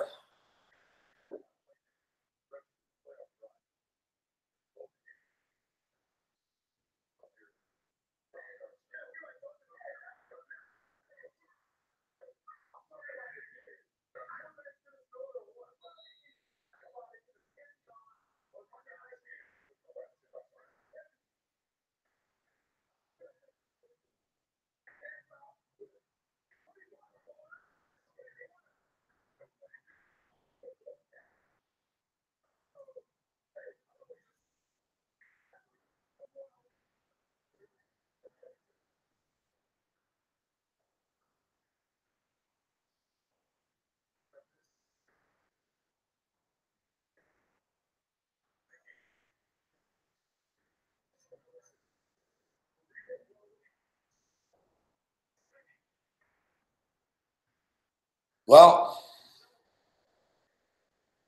Russell Wilson had a career low of passing yards, and they win the game by 14 points. That's welcome to the NFL, man, at this time of the year. I'm telling you, sports betting at this time of the year is treacherous coming into this holiday season. It always has been. The NFL always gets strange. Like, honestly, if we said before the football game, and here it is again. This is where it's so deceptive with Kirk Cousins. He's a master of this, though. He's a master of this. Kirk Cousins finishes 20 at 33 for 208 yards. So it actually looks like, oh, you know what? He didn't totally suck. 1 touchdown, no interceptions, 20 of 33, 208 yards. Russell, so if I told you before the game, Kirk Cousins would have 208 yards passing and a touchdown, 0 interceptions. Russell Wilson would be 10 of 20 for 72 yards and 1 interception. Chris Carson would only have 90 yards.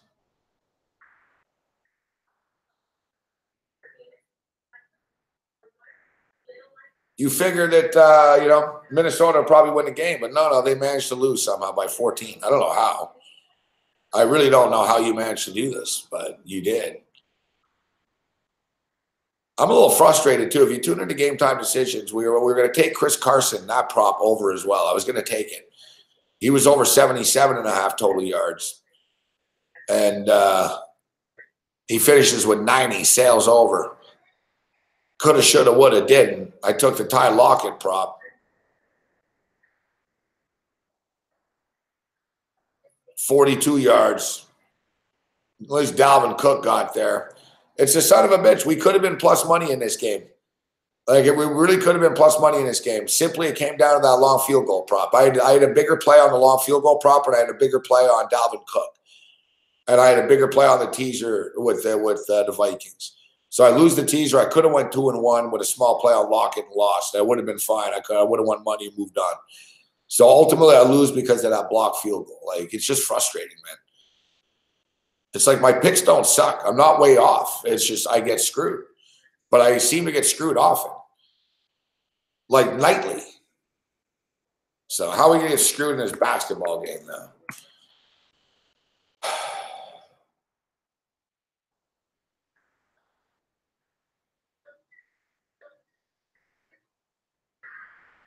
Fucking Denver Nuggets have fucking 2 players playing, and the Memphis Grizzlies can't beat these guys. Now, of course, we're down by 5 with a minute left. Of course. Well, why wouldn't you be? Why wouldn't you be, right?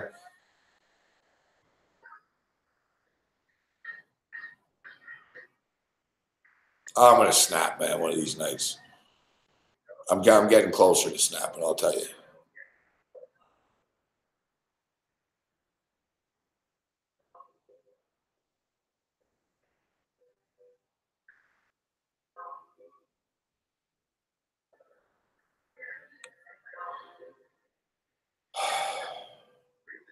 Like, really? Like, all night, man. We're right here in this game. They're gonna be down by 5.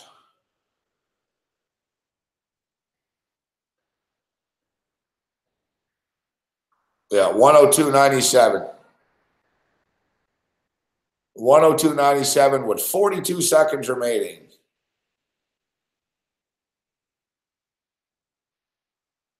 Denver up by 5.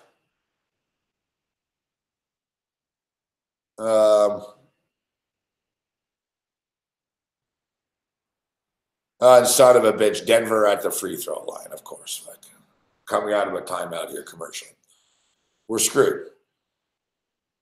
We're going to hit these free throws. We're going to be down by 7. We're not going to. We're done. All right, misses the first one. We're down by 5 still. He hits the second one, going to be 6. Even if we hit a 3, we're down by 3. It's like the math won't add up here.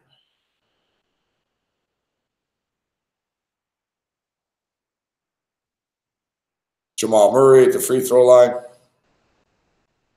Hits the second one. We're down by 6. Go down the court, take a 3 and miss. There's the 3. There's the miss. Oh, we get the rebound. Down by 4 with 32 seconds remaining. All right, this will just be torture to the end.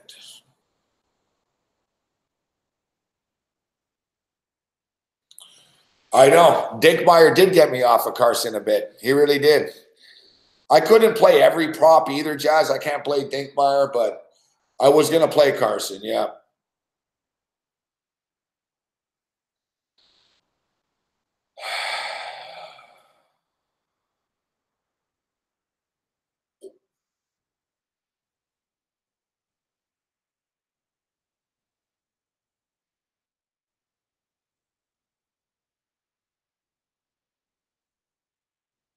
Well, we hit the Dalvin Cook prop. Maybe we can hit the Lakers as well.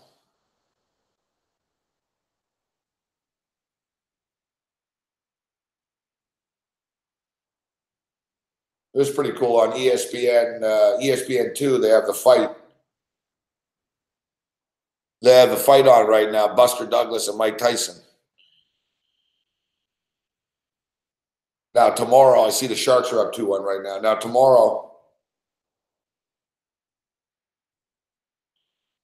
I think is the debut of the 30 for 30 series, the Mike Tyson Buster Douglas feature. Well, it should be pretty cool, actually. It'll bring back some crazy memories. I actually watched that fight live. I didn't bet on it, though. I didn't have any money on it. I wanted to bet on it.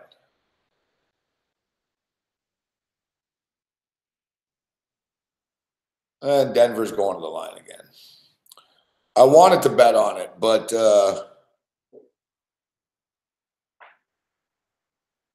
no one really had odds.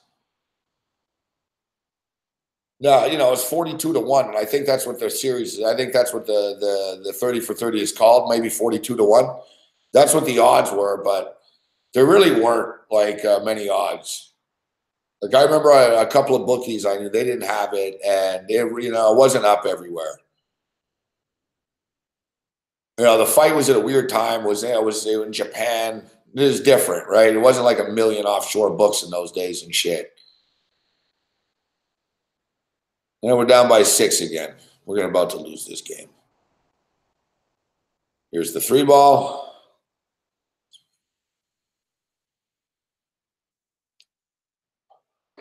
There's the miss.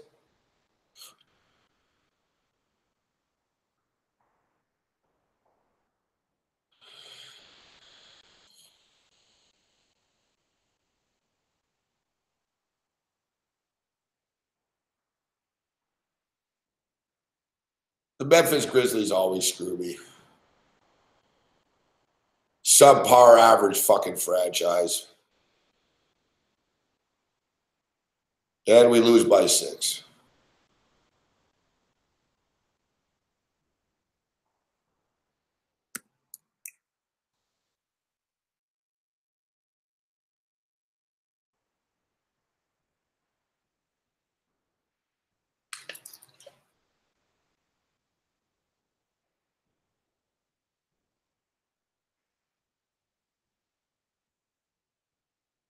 And we lose by 6.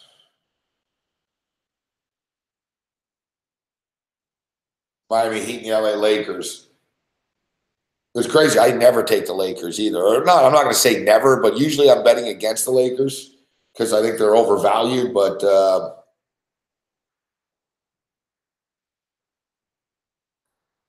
I actually laid the points with the Lakers tonight. I'll probably be the black cloud and the curse on this. You know, it's funny, too. I wanted to take the over this Laker game, but I've been losing. I've noticed a lot of NBA games are going under recently. So I was like, yeah, I don't want to force any picks here tonight, but I think the Lakers will cover. I think the Lakers will win. You know, we were on the other night, we were on Miami on Saturday night. Remember, we had Miami +9 against the Clippers, and they won the game outright. But, you know, I didn't think Miami would step up again back-to-back nights like this.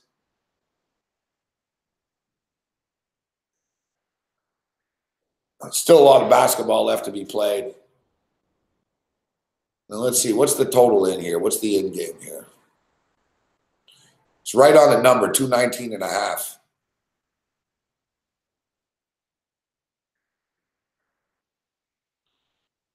Dear God, Lonzo Ball just took a 3. Fuck. He nearly broke the glass.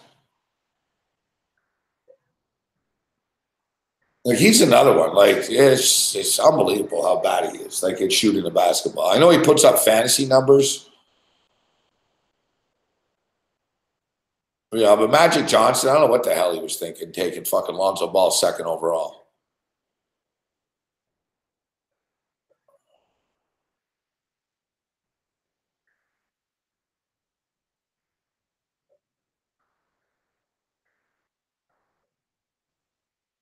NBA, I got some late night DFS action rolling. That'll be my late night action. I wouldn't mind jumping on the over this basketball game, though.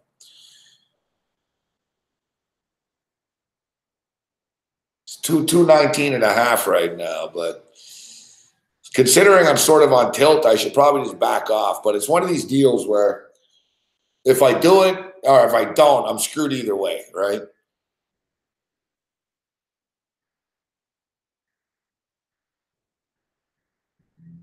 I'm already on the Lakers minus the points, lock stockings. Lock stockings. I'm already on the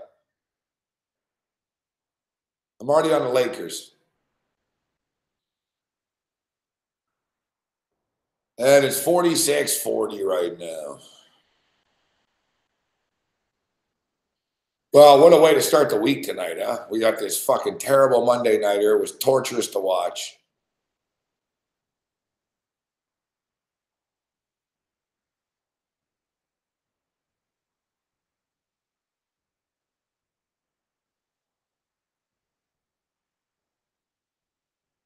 I see that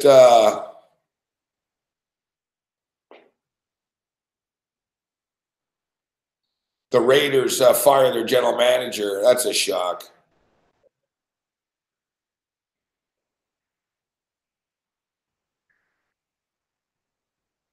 John Gruden really doing a number on this franchise.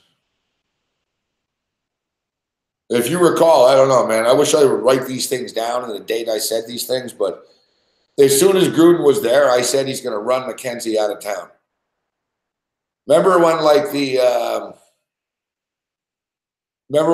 Khalil Mack deal went down? Like, basically Gruden acted like he didn't even know about it. He acted all like, oh, no. And, oh, speak to our GM about that. And there was no secret behind the scenes that Gruden's kind of a snaky dude, man. You know, he's a good guy to talk about football, and he was better in the booth than these fucking guys are.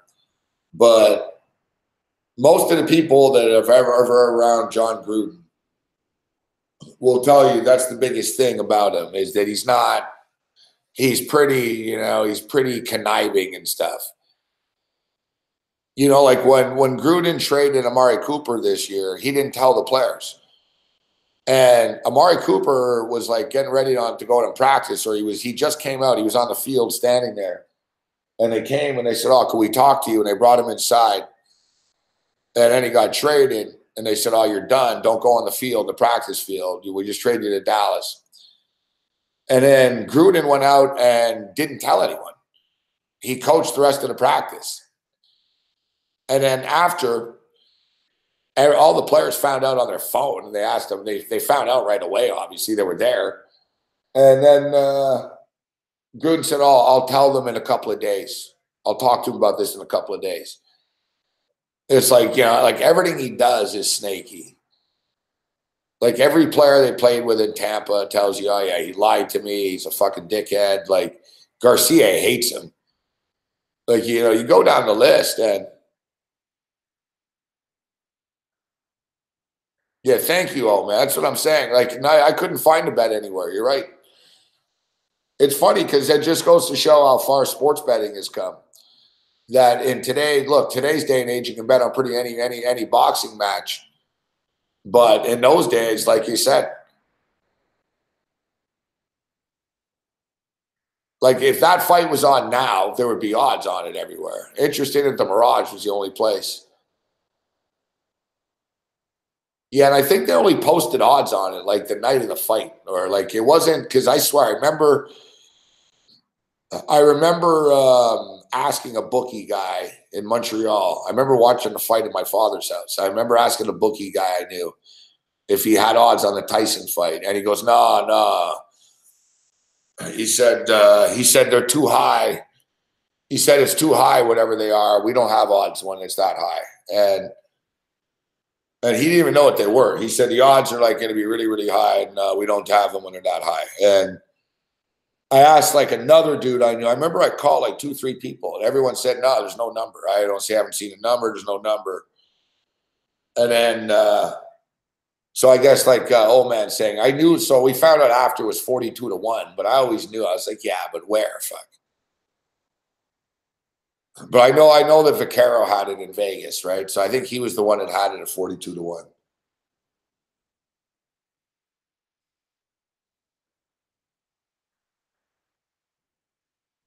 Like it goes to show the dominance that Tyson had at the time, right? That the odds were 42-1.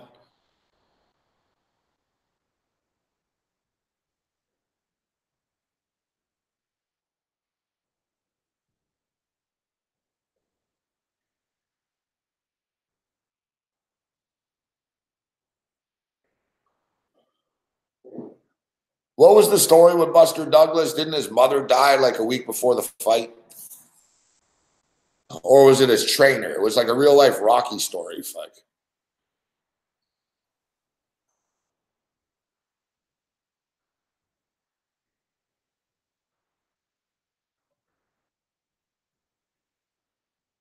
Like,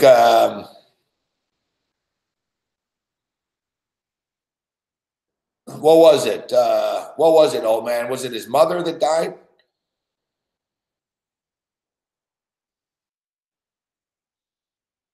His mother died like a week before the fight, huh?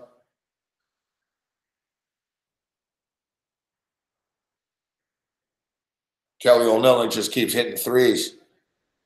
His father says Stooge. Either way, sad. Yeah, I remember it was dramatic. Like, I remember Buster Douglas. Yeah, it was like he started crying after.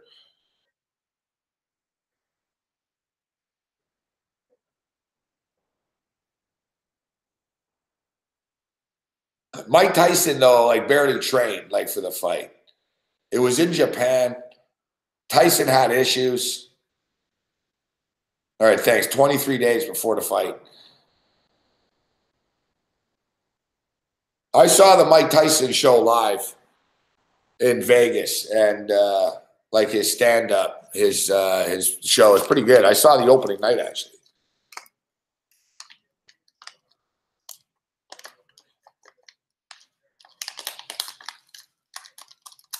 And Tyson talked about that pretty in depth.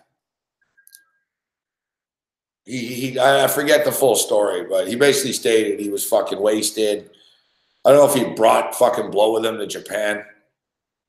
Tyson had a few really funny like coke stories where it was pretty hardcore stuff, man.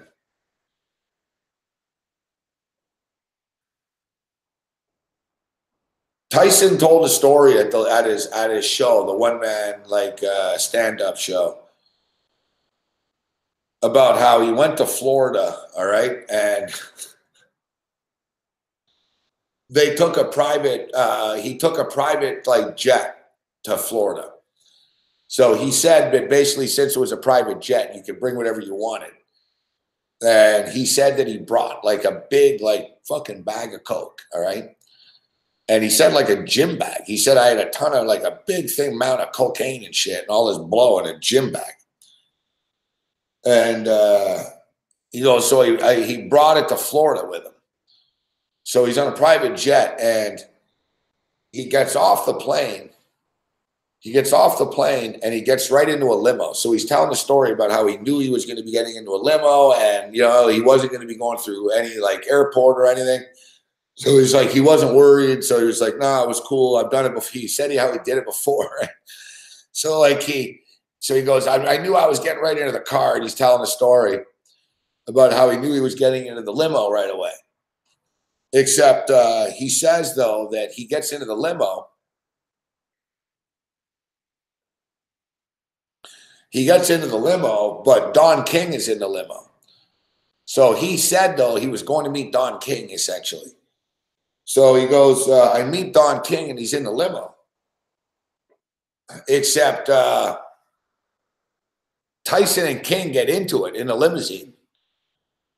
And I think Tyson, like fucking Tyson said he was going to kill him type thing. Like, I don't know if Tyson hit him once. Like, I forget the story. I'm kind of burnt out right now. Like, I need to be refreshed a bit.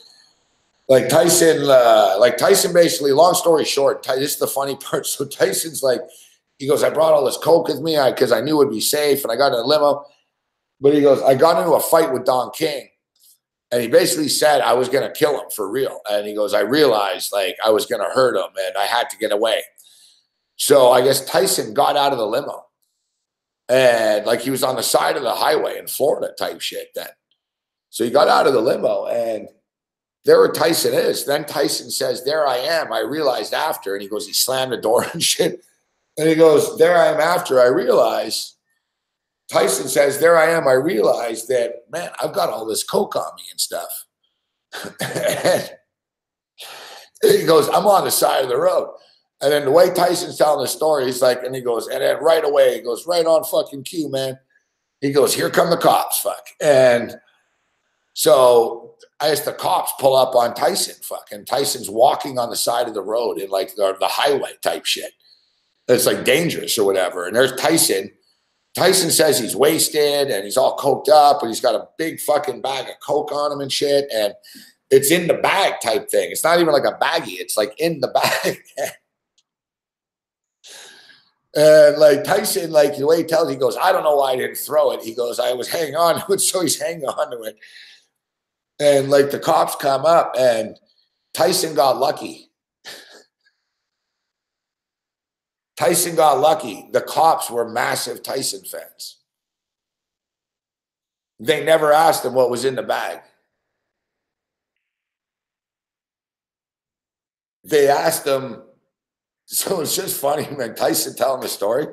Tyson's like, you know, I've been in jail before already, man. He's like, I was shitting myself. And he's telling the story about like, you know, he was like fucking, he goes, Tyson was just saying about how he thought he was screwed. Like, he's like, fuck, I'm screwed. And Tyson was even said, man, it was Florida. And he goes, I was thinking about the laws in Florida. And he was like, I was fucked. And so the cops came up and they're like, hey, it's Iron Mike Tyson. They're like, oh my God, it's Mike Tyson. And they're like, what are you doing on the side of the road, champ? Tyson told him the story. Tyson goes, man, I got into a fight with Don King. And he goes, I had to get out of the limousine. Otherwise, I was going to kill him. And the cops were like, well, it's not safe out here. And the cops gave Tyson a ride to a hotel. And they never asked him what was in the bag.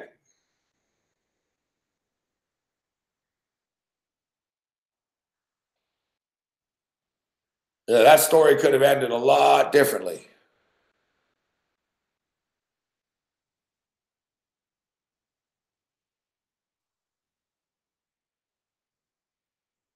Yeah, Ohio State will beat Washington. I already thought they would beat Washington even before the Urban Meyer last game swag. You know, a guy named J Rod called our show today. He's a big college football fan.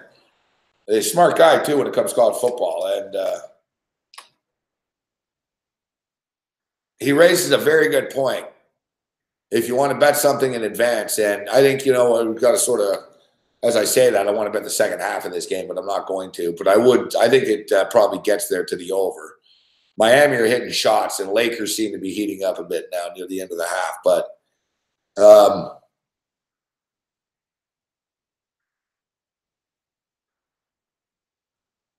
yeah, no, like it was almost like my story in Florida, exactly. But listen, Will Greer, the quarterback of West Virginia, Will Greer, is he's not playing in the bowl game.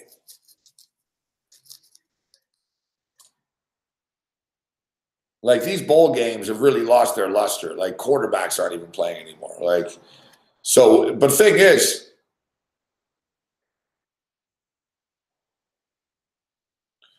but the thing is,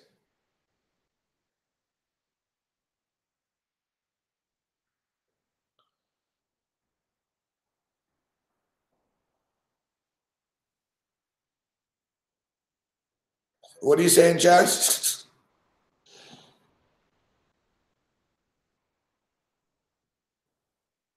How could Babano get kicked off the new Ice Guy show? What are you talking about?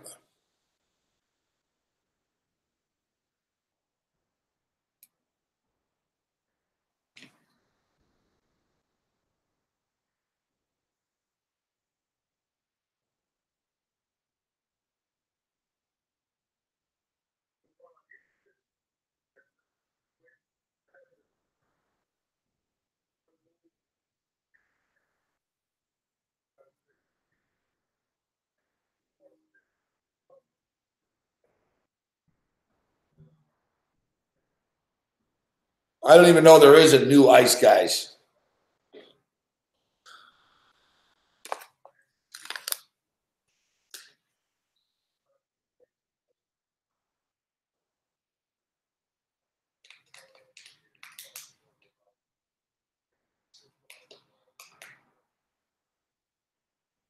Oh, they okay. Sports memo. All right.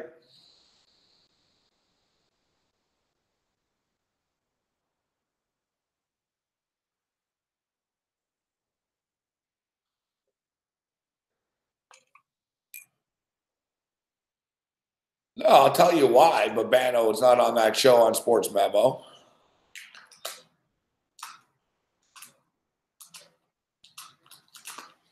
I'm telling you. The right wager stuff is bad for Babano's name.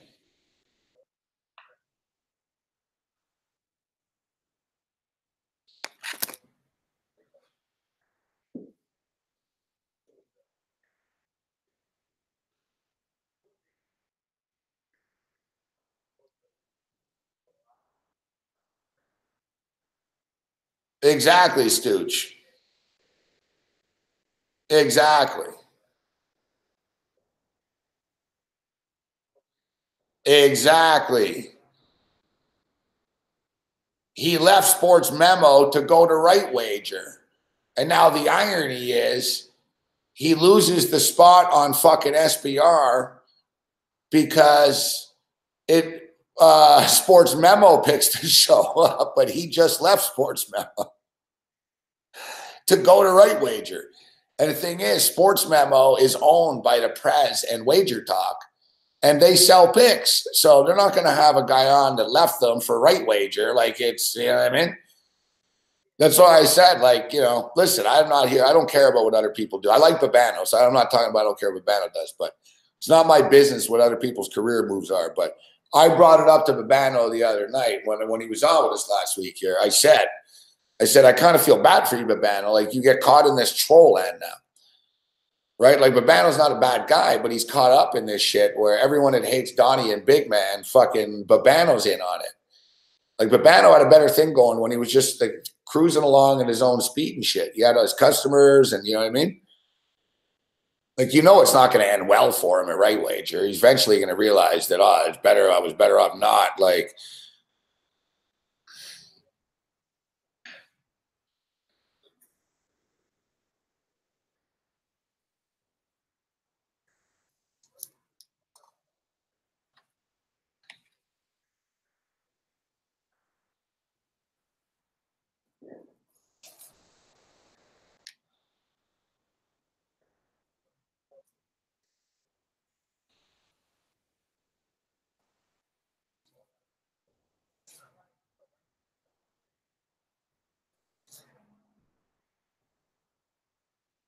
Babano, settle down, Chad.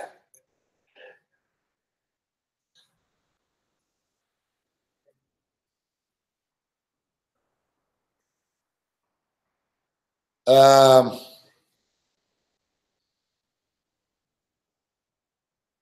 it's amazing, isn't it? How things can change quickly.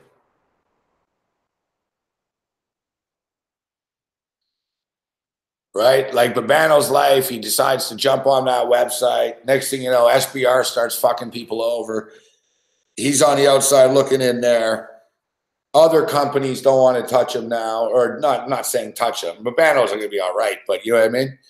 Like I said, the Right Wager thing isn't helping his name and his brand. And it's kind of, yeah, he's stuck.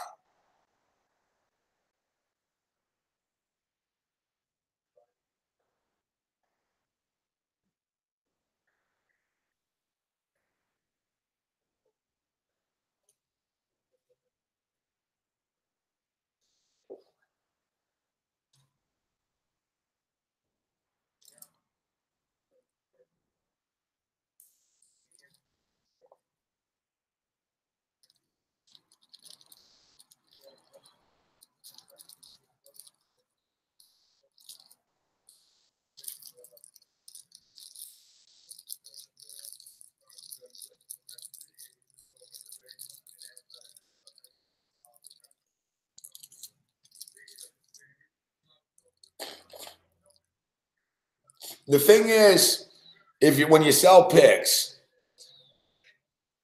if you're humble, if you're humble when you win, people will be respectful when you lose. You know what I mean?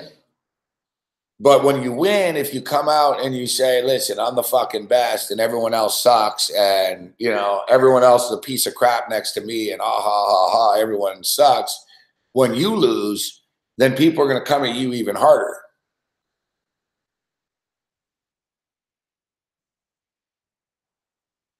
You know, that's the thing. People go on a streak and it's like, fine, you're hot right now. Say, hey, it's great. I'm hot right now.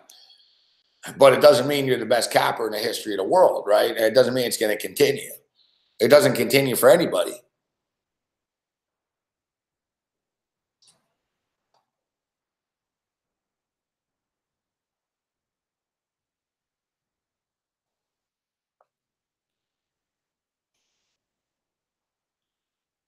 Now, me personally,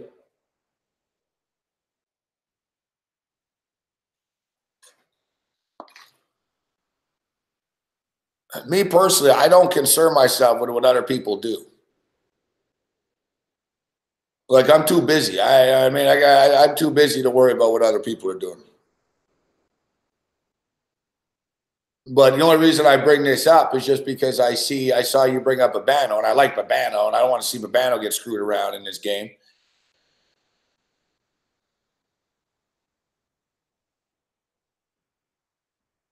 But that's the decisions you make, right?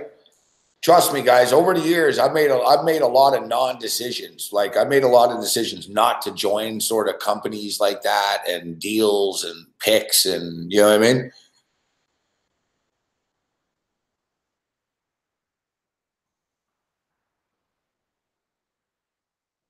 Because I know that hey, there's not you know what I mean down the road.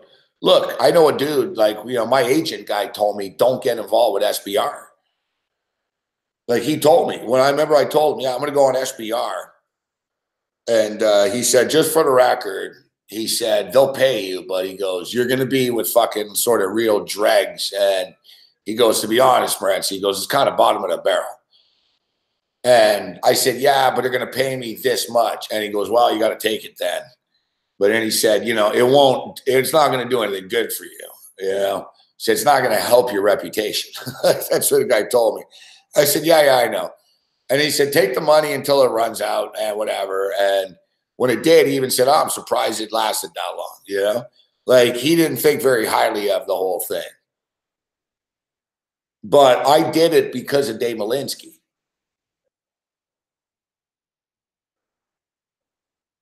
Look, I never liked trusting just one company as a whole ever. You know, like over the years, I've always tried to have multiple things in the air due to like, if as soon as you count on one thing, one person, one company, you know, you're too dependent, you can get screwed over and you get screwed over fast in this business. You're in it till you're not, right?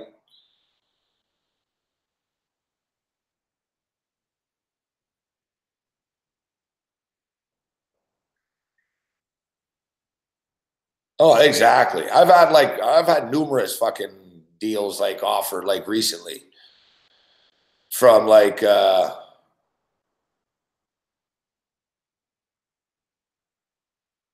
had numerous offers from like these different sports companies and gaming this and that.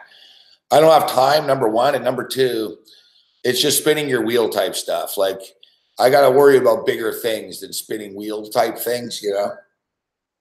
And also, quite frankly, it doesn't really help. Like it doesn't do anything for me. Did Big Man have anything? No, no,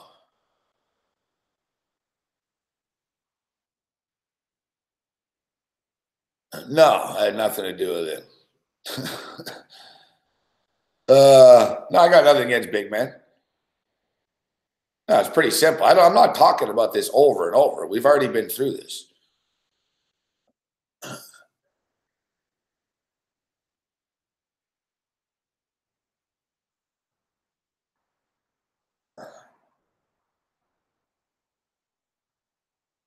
I was making too much money for SBR. For there was no point of them paying me. You know what I mean? I don't even take it personal. Like I don't care. You guys seem to give a shit more about it than I do. I don't talk about it. It's just because Jazz brought up a banner. Otherwise, I would give two shits.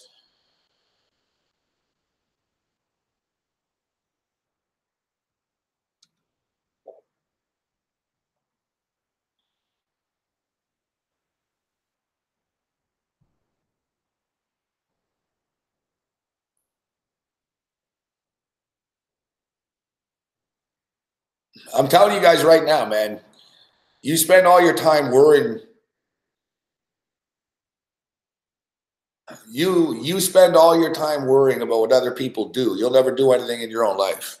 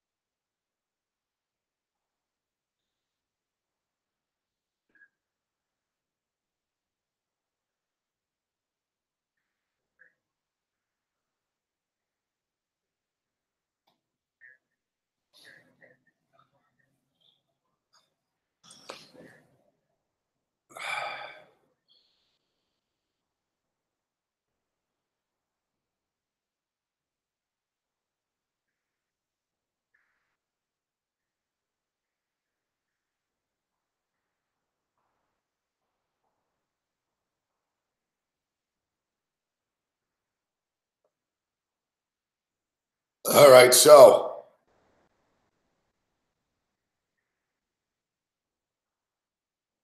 Lakers on a little bit of a run right now. Like I said, I think the second half's going to go over, but I got to get out of here.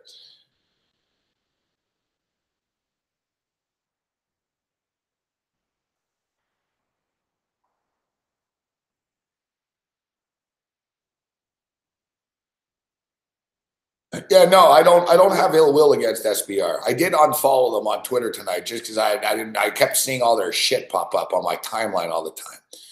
I was like, I don't need to see this shit all the time. You know what I mean? But I got no ill will.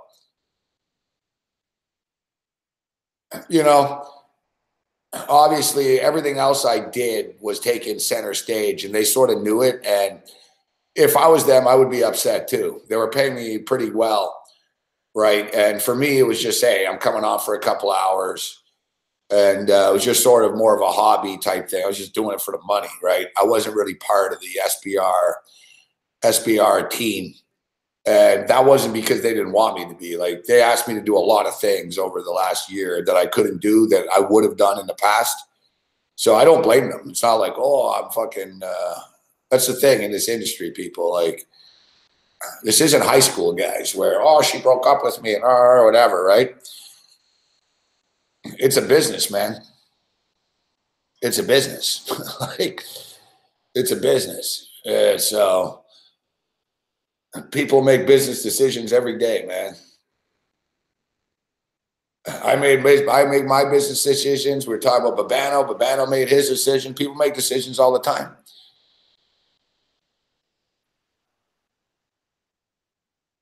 And then you live with the consequences of those. You live with the consequences of those decisions, good and bad. All right, decisions you make like 6 months ago affect what's going to happen 2 months from now. It sounds fucked up, but it's kind of true.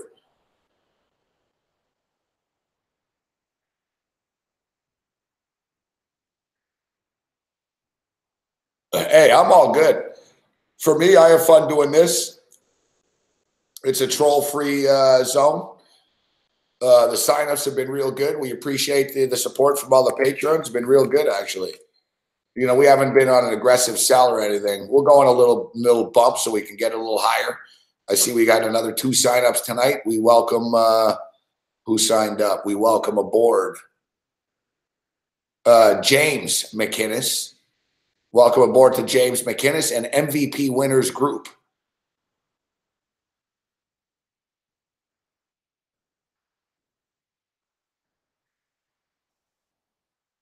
Courtney Wisdom in the house.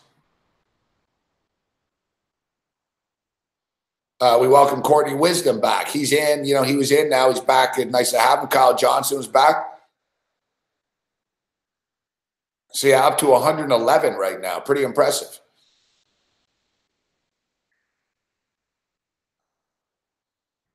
So if you look, actually, you know, from my perspective, let's say I have 150 people in the SBR chat on a YouTube page, or I have fucking 150 people that are paying $20 a month for my own page. You see what I'm saying? It's like, for me, it really wasn't. It's not the end of the world to me. I'm not on SBR. Like, it's not like oh, I didn't just lose Monday Night Football here. You know.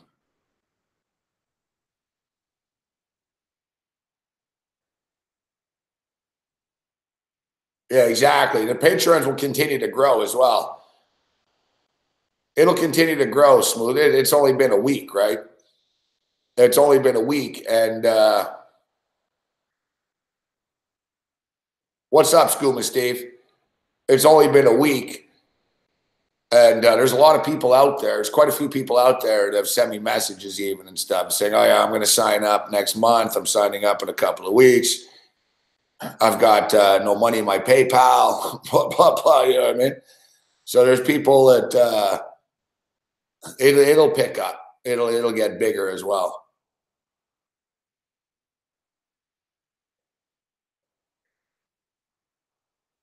That's why we try to give you a bang for your buck. we're going to try to build this as big as we can while we continue to do what we do with the Fantasy Sports Network. But you always have to have something, right?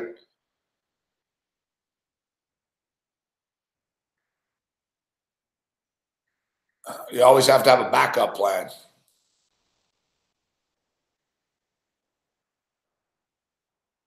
But it's like Ted Teven.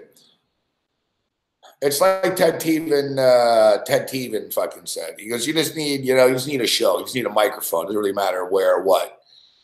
Where, what, who,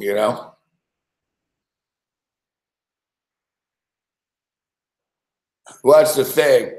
Patreon's good rent money, especially if it wasn't in this city, right? Then, suddenly we've got affordability. So that's the one thing with this city. It ain't cheap. All right, we got to get out of here. We're going to do some bowl talk on Wednesday with Babano. Lisi will be with us on Fantasy Sports Network Wednesday morning. And I'm out of here now. Pete Annapolis should be with us in the morning, and who knows who else. Should be some fun antics. I'm going to rip the hell out of Kirk Cousins once again. The NFL, Mike Zimmer, the offensive coordinator, Delafino, and everyone else in between. But God bless all you patrons. I really appreciate the support. And tomorrow night, it's Feinberg night. Get your Gravol ready. Thanks, guys. Thanks, Vegas Gun. Thanks, Smooth. Thanks, Muhammad, Rich, Drew, Baz. Good to see you, Baz. Skooma, Steve, Muhammad.